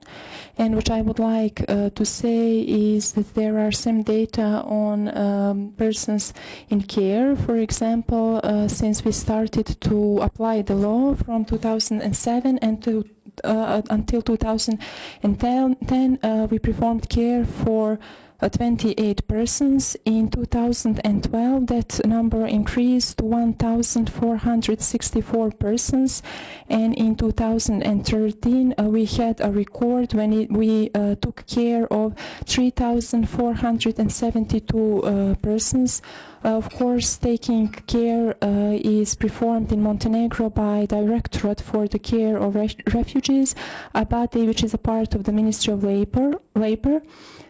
Some of the facts which are very important for the asylum systems are primarily safety of borders, problem which was mentioned by all other speakers, and it demands international coordination and common strategy for preventing illegal migrations, and what is also important, sanctioning of the group who are working on illegal migrations and on smuggling people. And those groups are increasing at the moment. The second important effect is preventive action against vulnerable groups, which can be the subject of trafficking in human beings. And the third fact, which is very important, especially for applicant countries, is continuous training of all those services who are in charge of the problem of the asylum, including their technical assistance. Of course, problem of migration is very grave today due to wars and economical problems, and of course there will always be some new reasons for migrations, and we have a joint commitment to act jointly and to provide good legal solution and to find solutions which will not harm refugees but not also countries of destination.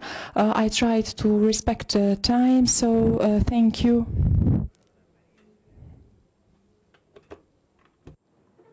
Thank you. Speakers, I would like to say a few words about what is definitely one of the biggest challenges of our time.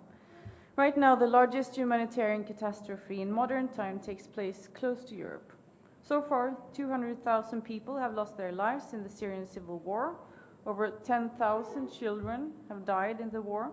Syria is right now the worst place in the world for children. Despite this, considering how big the conflict is and how many people that have had to leave their homes, rather few have managed to come to Europe. Most refugees are still close to the war in countries which have far worse possibilities to give them good opportunities than the European countries. Even though all the member states of the EU have signed international conventions stating that everyone has the right to seek asylum and that everyone who needs protection against prosecution should receive it, we have paradoxically criminalized the flight itself. We won't be able to prevent departures. People who flee, they do it because they don't have a choice. There are no legal ways for asylum seekers to enter the European Union and seek asylum. Instead, they are forced to pay human traffickers lots of money and risk their lives in almost not seaworthy boats on the Mediterranean, with a 16 to 17% risk of losing their lives on the way over. This is a disgrace for our time. We cannot justify our non-actions by saying that we didn't know why they had to escape, or know that they had to risk their lives to reach a life of freedom and safety. We have seen the awful TV pictures from Syria. We know how many that drown each year in the Mediterranean. We know, and we are co-responsible for it. Fortunately, this is something that can be changed.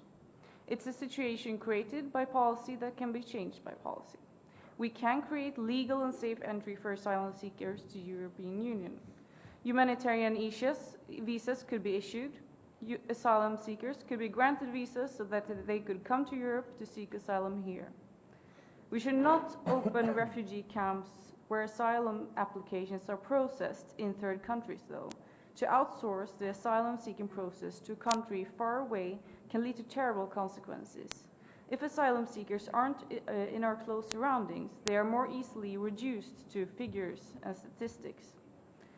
There is a risk that they will be treated more inhumane in that case. Instead, they should have the possibility to get a visa to come to the EU to apply for asylum. Other regular ways, for instance labor migration, also need to be more open.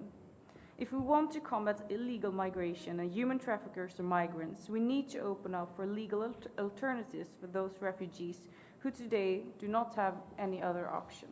Thank you. Grazie. Many thanks. I'd now like to give the floor immediately to Minister Alfano for a reply, since he has institutional commitments, which means that he has to leave. Minister Alfano. Thank you, Chair.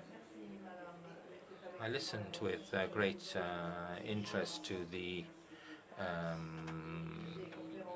talks that were given after mine, and I would like to thank the keynote speakers for the very comprehensive statements, and also I'd like to thank some of the discussants too. I think that there's a very clear confirmation of the complexity of the expectations with regard to the Union. Perhaps emphasizing things, we could say that today the European Union is the institution which has the greatest expectations there are. The expectations in regard of the Union are so large that it really makes one shake. And the Union has to complete its union through facts and through the achievement of concrete operations which show that everything done so far has meant something. The other challenge of expansion, which is enlargement, which is something which has to be done in coordination with the missions and the goals of the Union, because I think that the European peoples need to see the European Union as a community of destinies, of peoples who have decided to be together. This community of destiny is a enormous mission, a huge mission, and the challenge of which hinges on immigration, as I was saying in my introduction, is very delicate for the Union. Many have referred to populists, to the various nationalists, to the real threat which underlies the need for good governance in the European Union, namely the challenge of populists who state that Europe is the problem. For those who believe that, conversely, Europe can provide the solution, or important solutions, it is important to achieve these solutions, because only the achievement of these solutions can be an effective retort to those who claim the uselessness or the actual damage of the caused by the European Union. I think this is essential for the European Union and the destiny of Europe. Clearly, through regulations and practical actions, principles of solidarity and responsibility have to be implemented. I've heard representatives speaking of Dublin and the need to make some changes in that instrument. I think that it's very important today to say that the European Union should not be afraid to change its rules when these rules are no longer in line with the times. And this courage is something which the European Parliament has to have, and the very complex governance system of the European Union, because we have to be aware that one great risk is the complexity of the decision-making procedures in the European Union. When a decision has to be taken based on the kind of decision, you know that the involvement of governments on the one hand, member states that is, and on the other hand the European Parliament, and also then the Commission can lead to timeframes for decision making which are completely different from the rapidity required in reacting to situations, and which is required in particular by people. So I'm saying this because 12 months after the Lampedusa tragedy, the biggest problem we found among the Italian population has been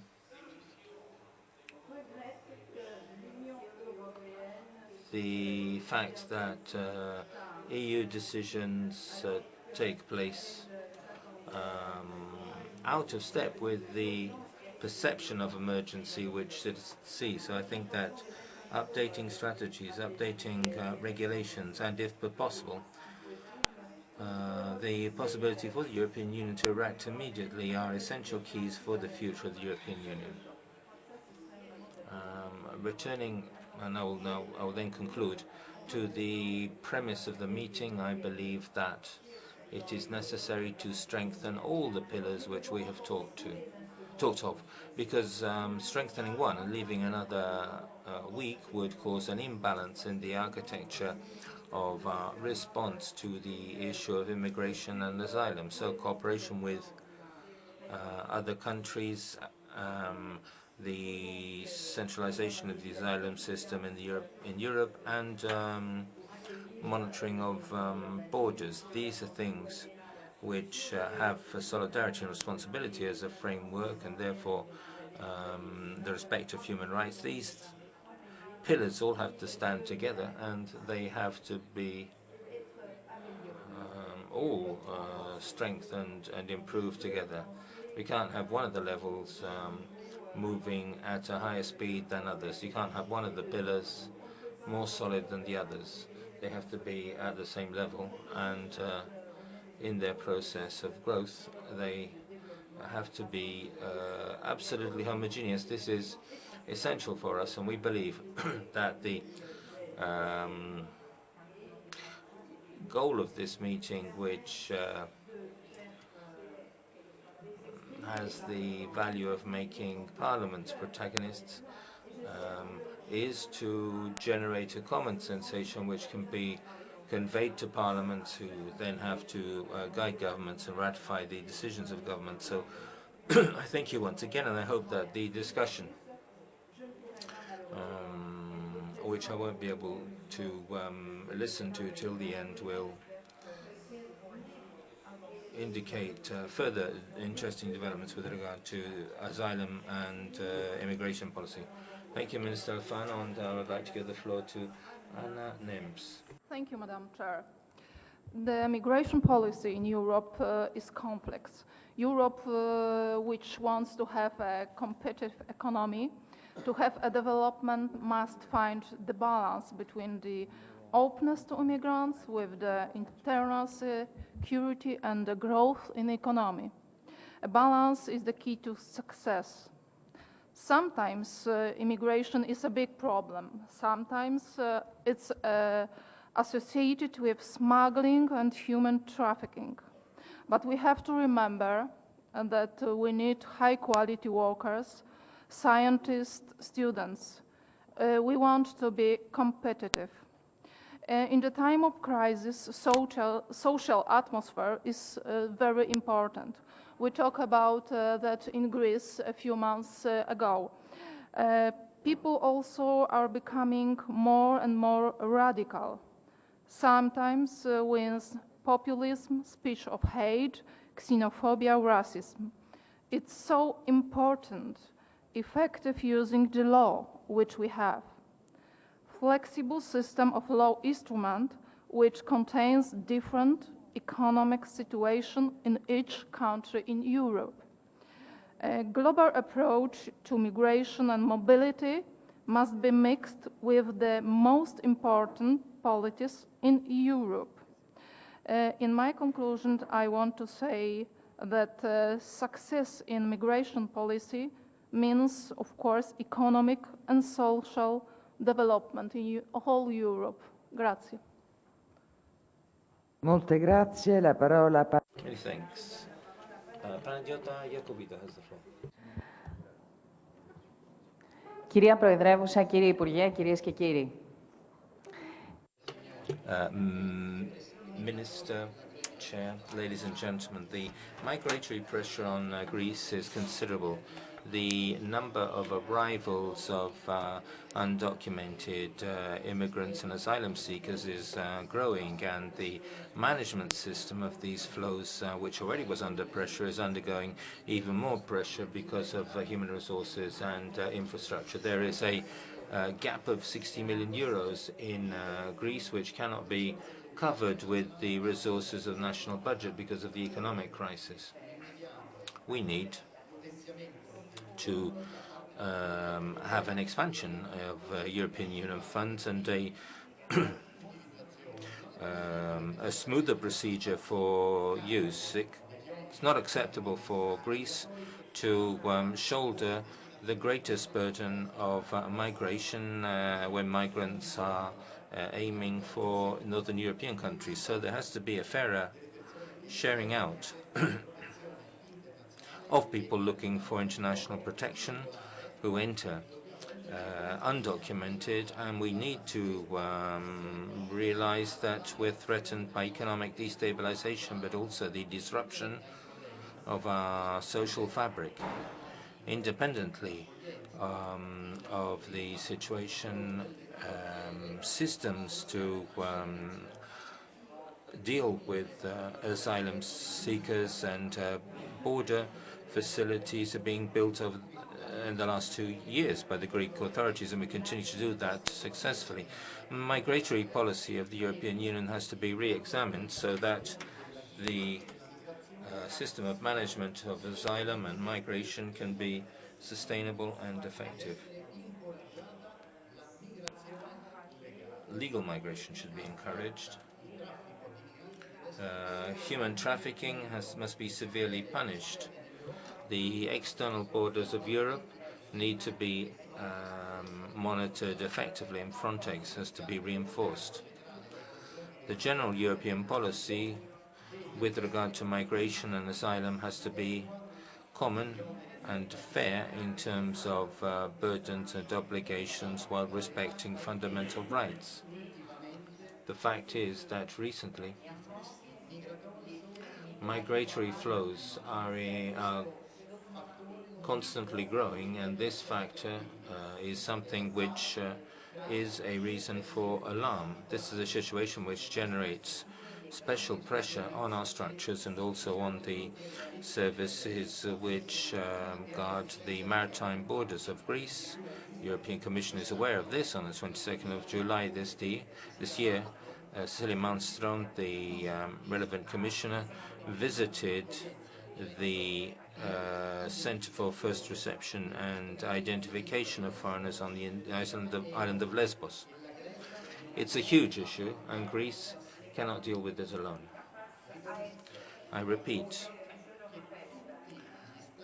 something which all member states of the European Union must consider to be a basic principle.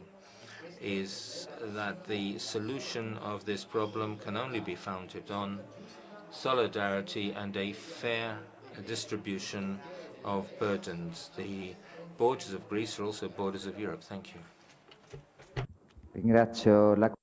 Thanks to our colleague. Now I'd like to give the floor to Yanos Lamaris. Thank you very much, Madam Chair. Of course, we all agree that the European Union must strive towards a true European common migration and asylum policy with a legal framework which will respect the fundamental rights of migrants and asylum seekers. However, the ability of a country to host asylum seekers is of paramount importance. The resources, the economic state, and the overall condition of the country shall always be taken into consideration. For example, Cyprus, a country under a strict loan agreement provision by the Troika, a country that is facing an unprecedented financial crisis. Is Cyprus today in a position to face the challenges which are posed by illegal migration and by asylum seeking? For that matter, can any small country with limited resources and under immense financial pressures deal effectively and quickly to instances such as the recent incident off the coast of Cyprus, where more than 300 refugees from Syria, including more than 50 children, were rescued by a Cypriot cruise ship? Of course, the question arises, what will Cyprus do with these people? Of the 300 plus such immigrants, only 6 wish to remain in Cyprus. The rest want to find their ways to other countries where they claim they have relatives and families. So what about the policy of reuniting such families, the European policy of reuniting such families? Can we effectively implement it and ensure that it will work? And why should all the burden of handling and caring for these people be placed on European Union frontline receiving countries? The interconnection of related policy areas, particularly enhanced integration of migration policies in the Union's external and development policies, may well be the answer to facing such challenges before us. As we commit to a safer European Union, cooperation with different EU agencies, as well as the enhancement of their role in the field, is crucial. And of course, equally important is the need to intensify cooperation with the countries of origin and transit. Thank you.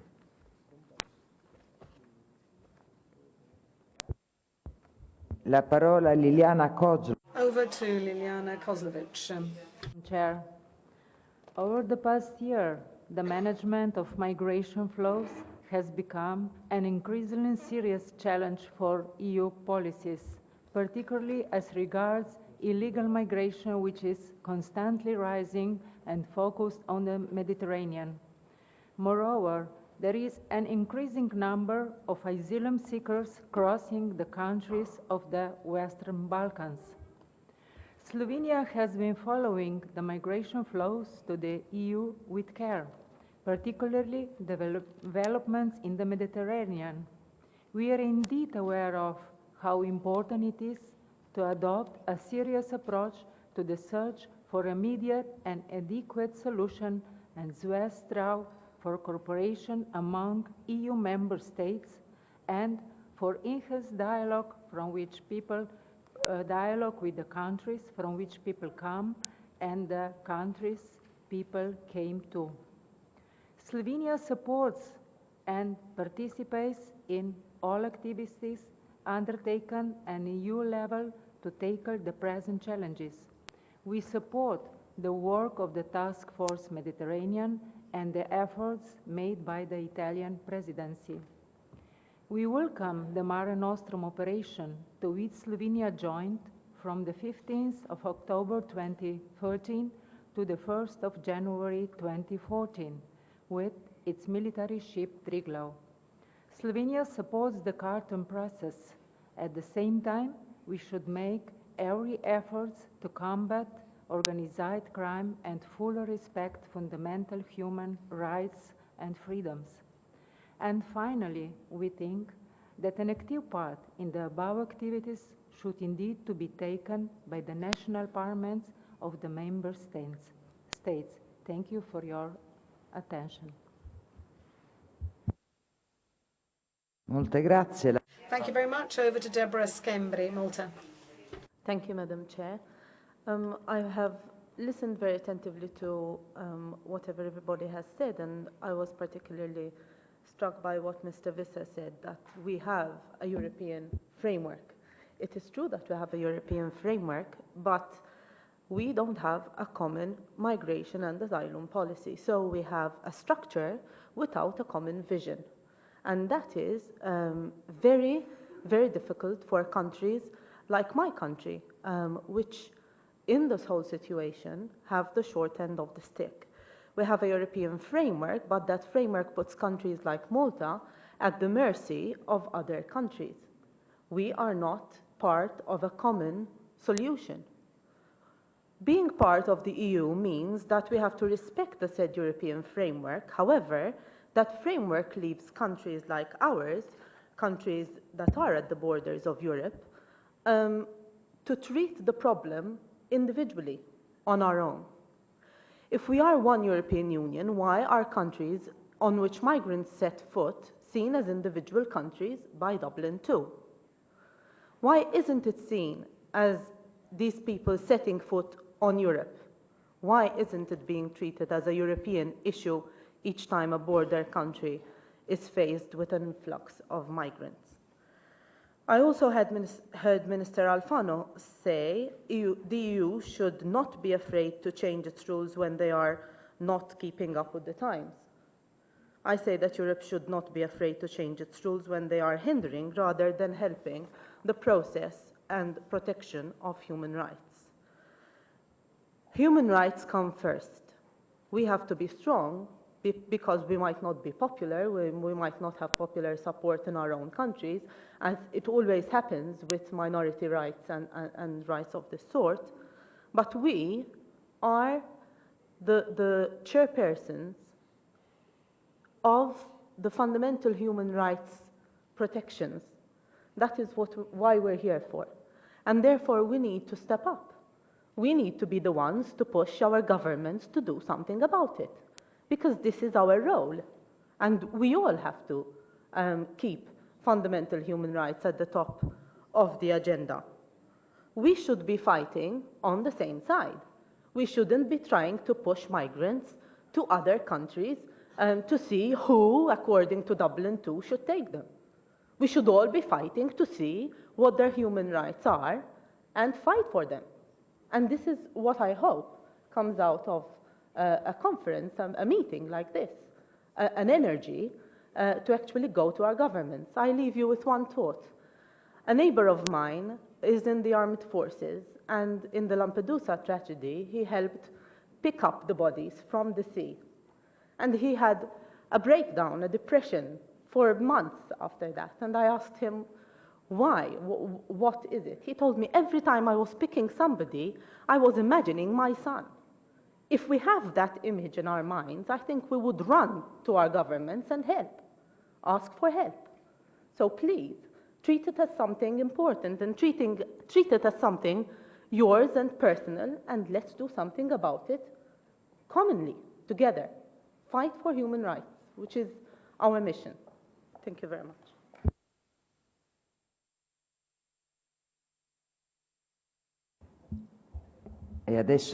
Now over to Franz Perhab. Yeah. Austria has made a significant contribution to the international refugee protection. Austria acknowledges resettlement as one of the three sustainable solutions of international refugee protection. The Austrian government has agreed to receive 1,500 refugees from the region of Syria in cooperation with the United Nations. This means that Austria is taking the largest number of refugees directly from Syria after the great country of Germany. Importance of the participation of all EU countries is the absorption of refugees to an established formula based on objective criteria, taking into account the current loads. Austria has a project to save lives presented at EU level that people fleeing persecution and seeking protection for a legal and safe immigrant should enable in the EU. Thank you very much.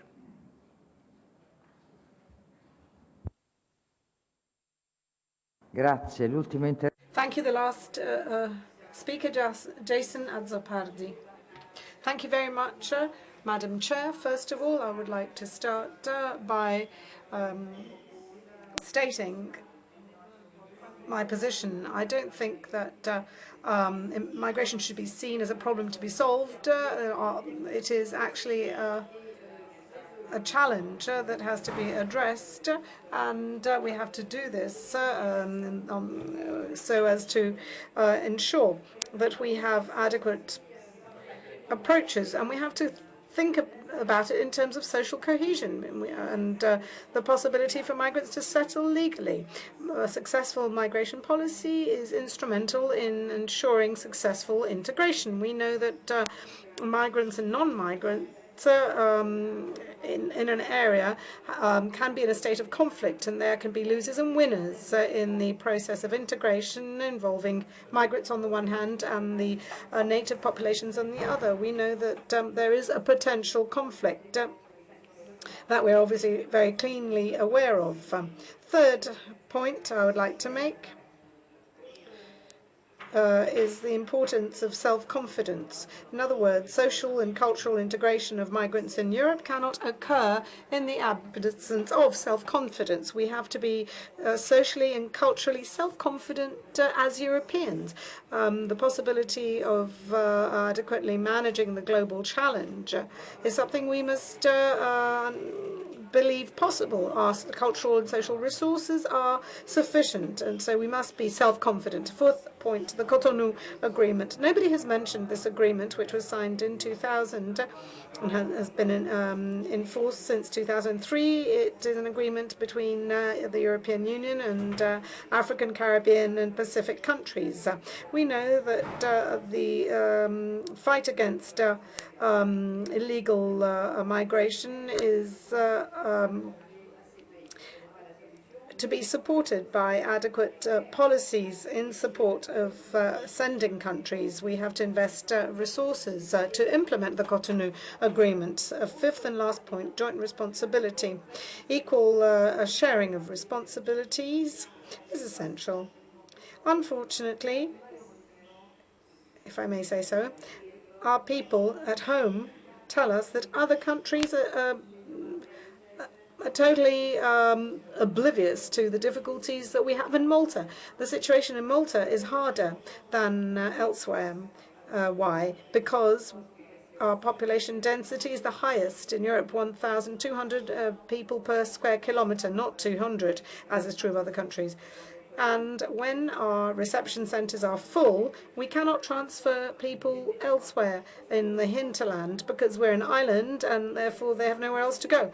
Frontex cannot replace adequately, and I express my doubts, cannot replace adequately Mare Nostrum. And therefore our union needs a system to ensure that there's a more balanced distribution of refugees to avoid building up pressure on individual countries. Finally, Dublin. Those who support the status quo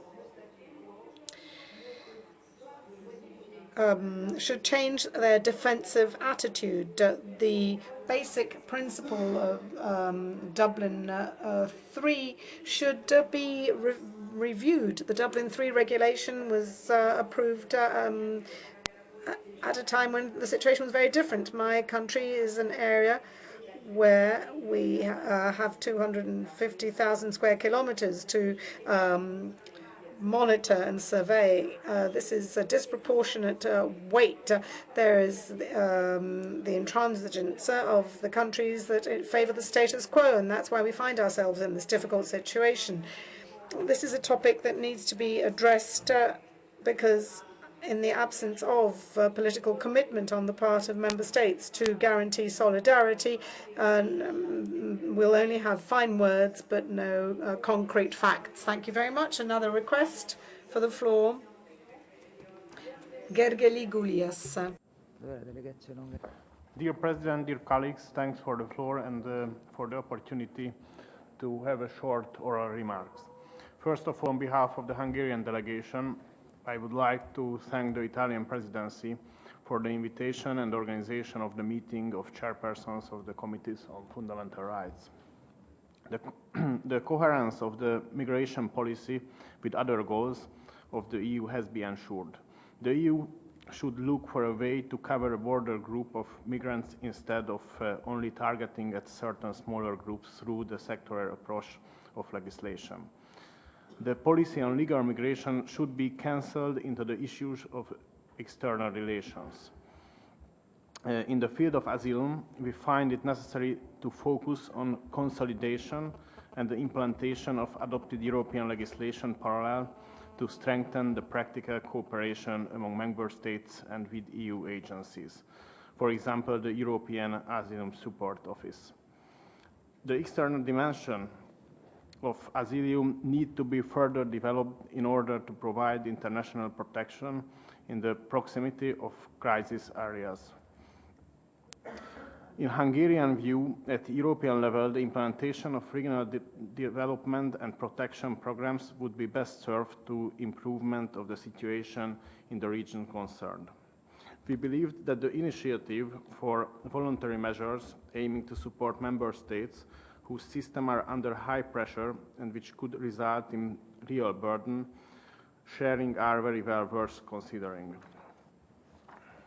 The global approach to migration and mobility, the so-called GAM, is an important guideline in the relation of the EU and third countries. The GAM offers many tools, such as mobility partnership, common agendas for migration and mobility, or regional dialogues. In our opinion, the most important tools are the regional migration dialogues. The colleague from Turkey mentioned the Budapest process.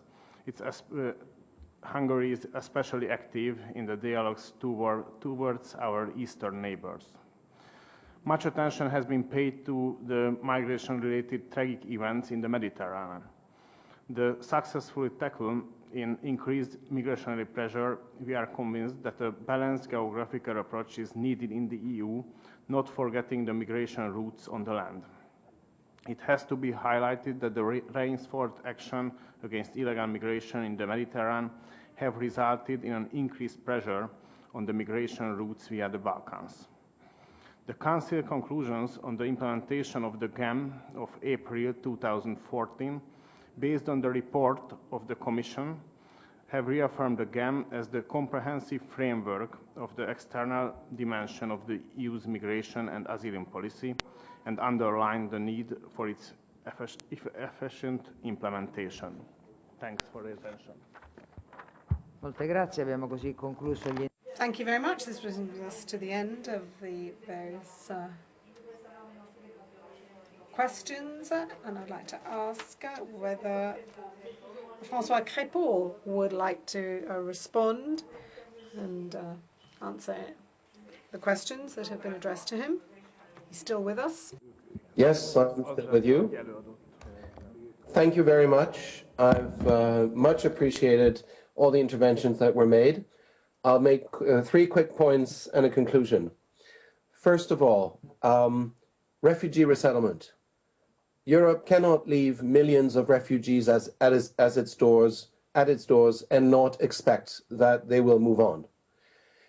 I think that Europe, Canada, USA, Australia can absorb easily 1 million refugees in the next, let's say, 4 years, if you distribute that among all 4 regions.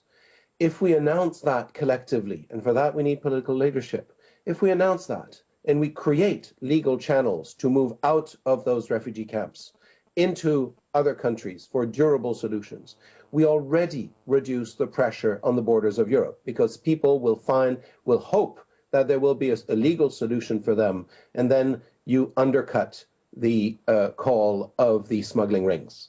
So this is something we should work on, and Europe could play a very important leadership role in calling for a great refugee resettlement plan, like we did for the Indo-Chinese at the end of the 70s, early 80s.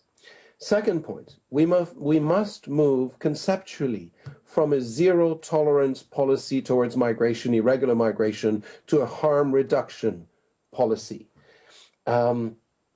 Like we did in the prohibition era in the United States, when prohibiting the trade and production of alcohol was a major and costly failure, when managing, governing, taxing alcohol and letting it, move across borders, etc., was a much better solution, which was agreed upon after a number of years. We are slowly coming to the same conclusion on the war on drugs.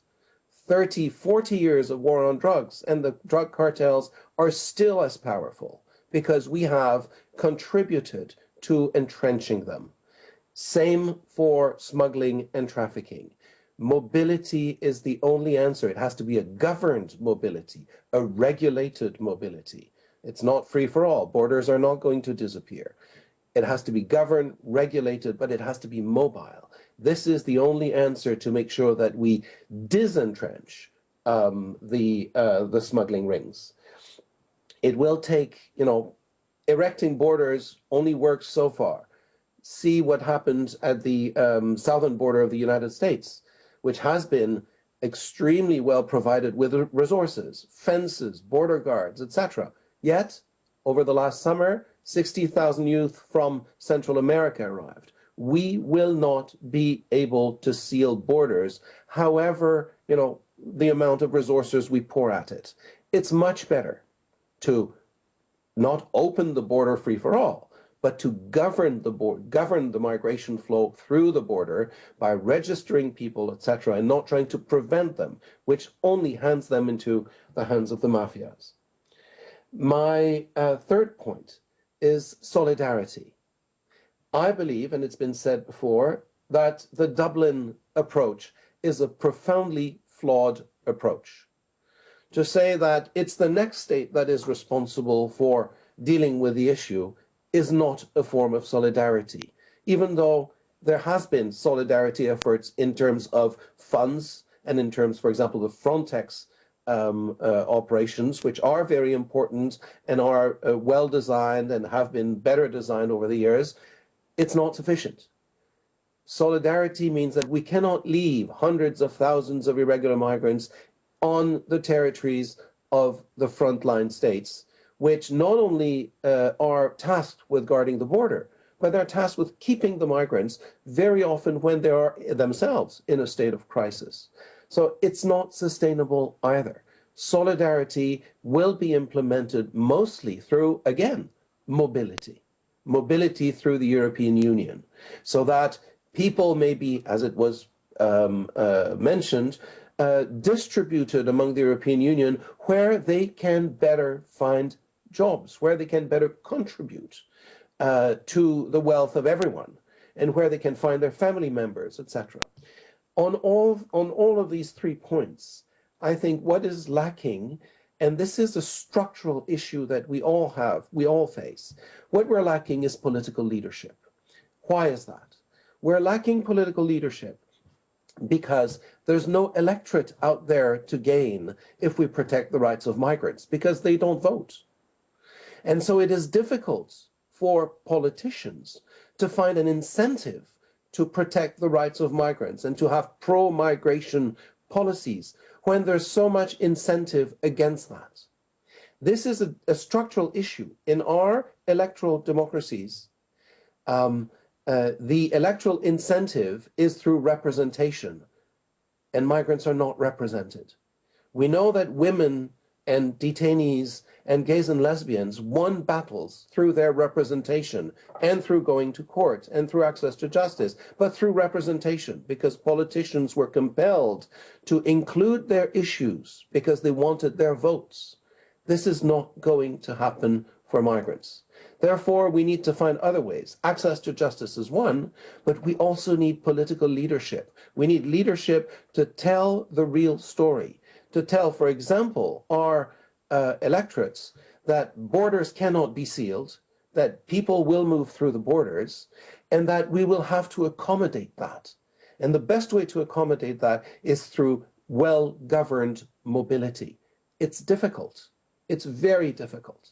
But it has to be done because more harm will come to the migrants, but also to our societies when we, willingly or not, espouse the nationalist populist discourse or comfort the people who believe that we can stop irregular migration at any cost. It's not possible. We need a firm language based on human rights that tell that nationalist populist fantasies are just that, fantasies, and that we have to deal with the real issues. Thank you very much.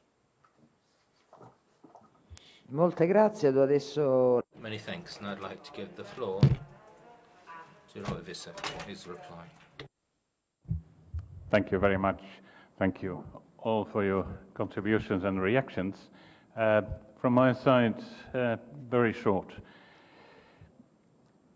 I underline the fact, and I am very happy with the fact that the word integration was mentioned. That is the part of the debate that sometimes is missing far too much, and we should realize, and certainly you will in the context of the human rights commissions where you are present in your own countries, very much aware, once you take the responsibility to offer someone protection, that means integration. You can't say yes to someone and then deny integrating in a society. Very important point. Second, solidarity, fair share, burden sharing, many, many labels.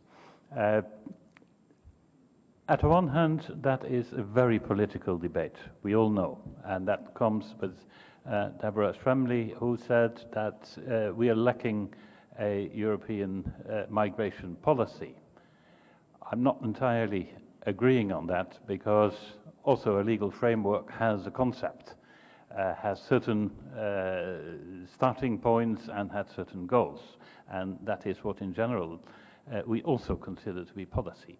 But at the other hand, and that is my point on the framework, I very much agree that there should be a much more elaborated political discussion about the goals.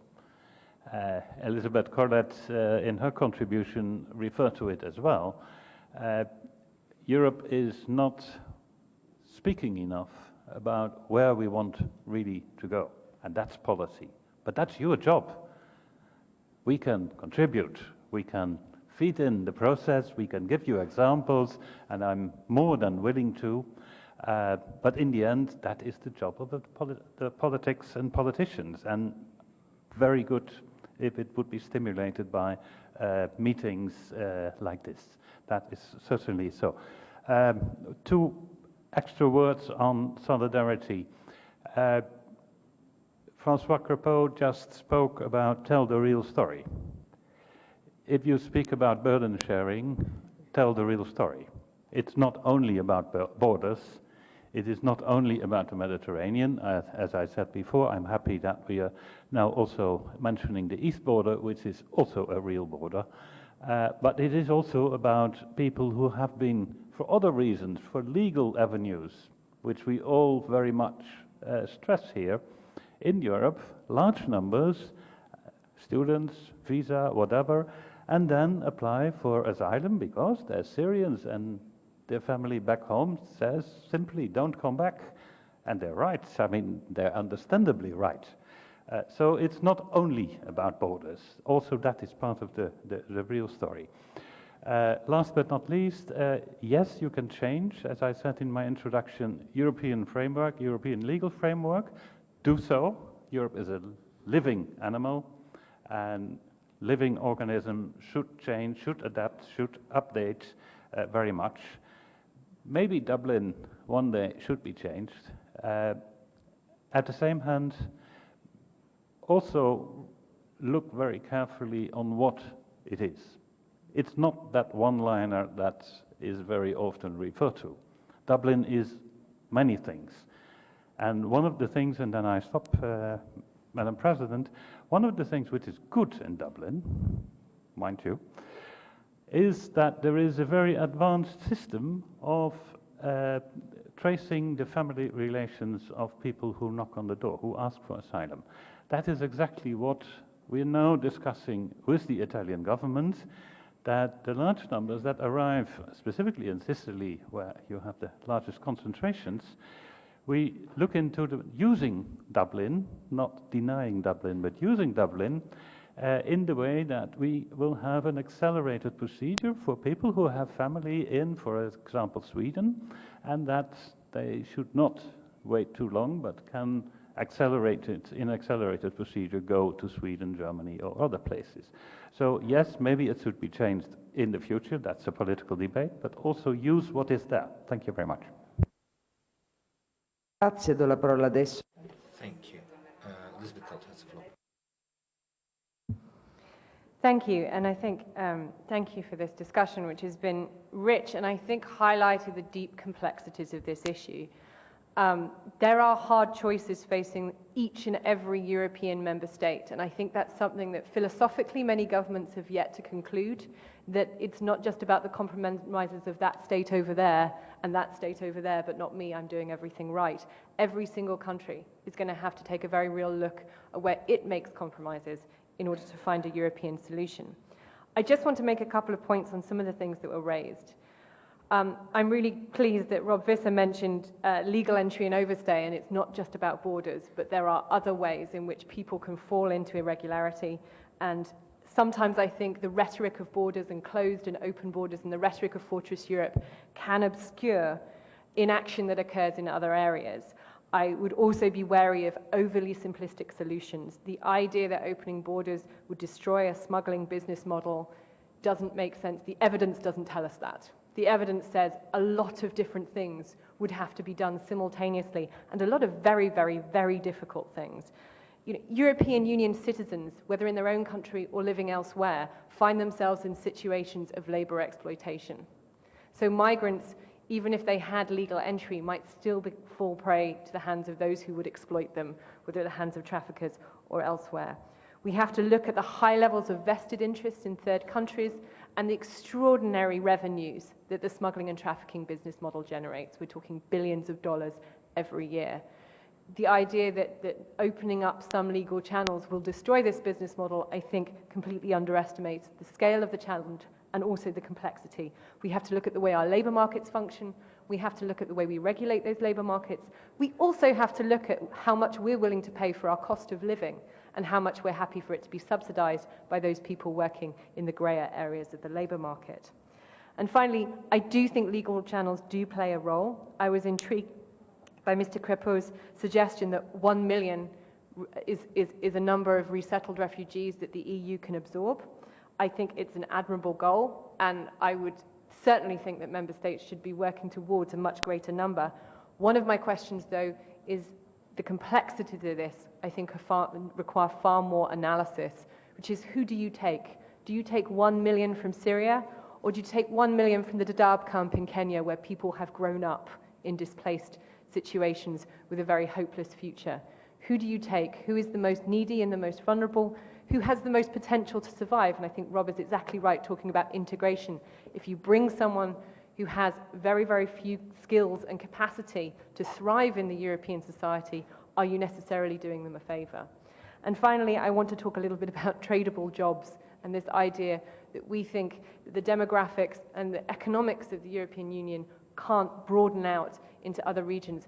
How can we think about neighbourhood policy in the future? How can we think of sectors of our own industries that might better be done overseas and creating jobs in countries of transit and countries of origin that create a more even sense of our labour markets in the future, rather than thinking about this being a static labour market within the European Union that can't be transferred outwards.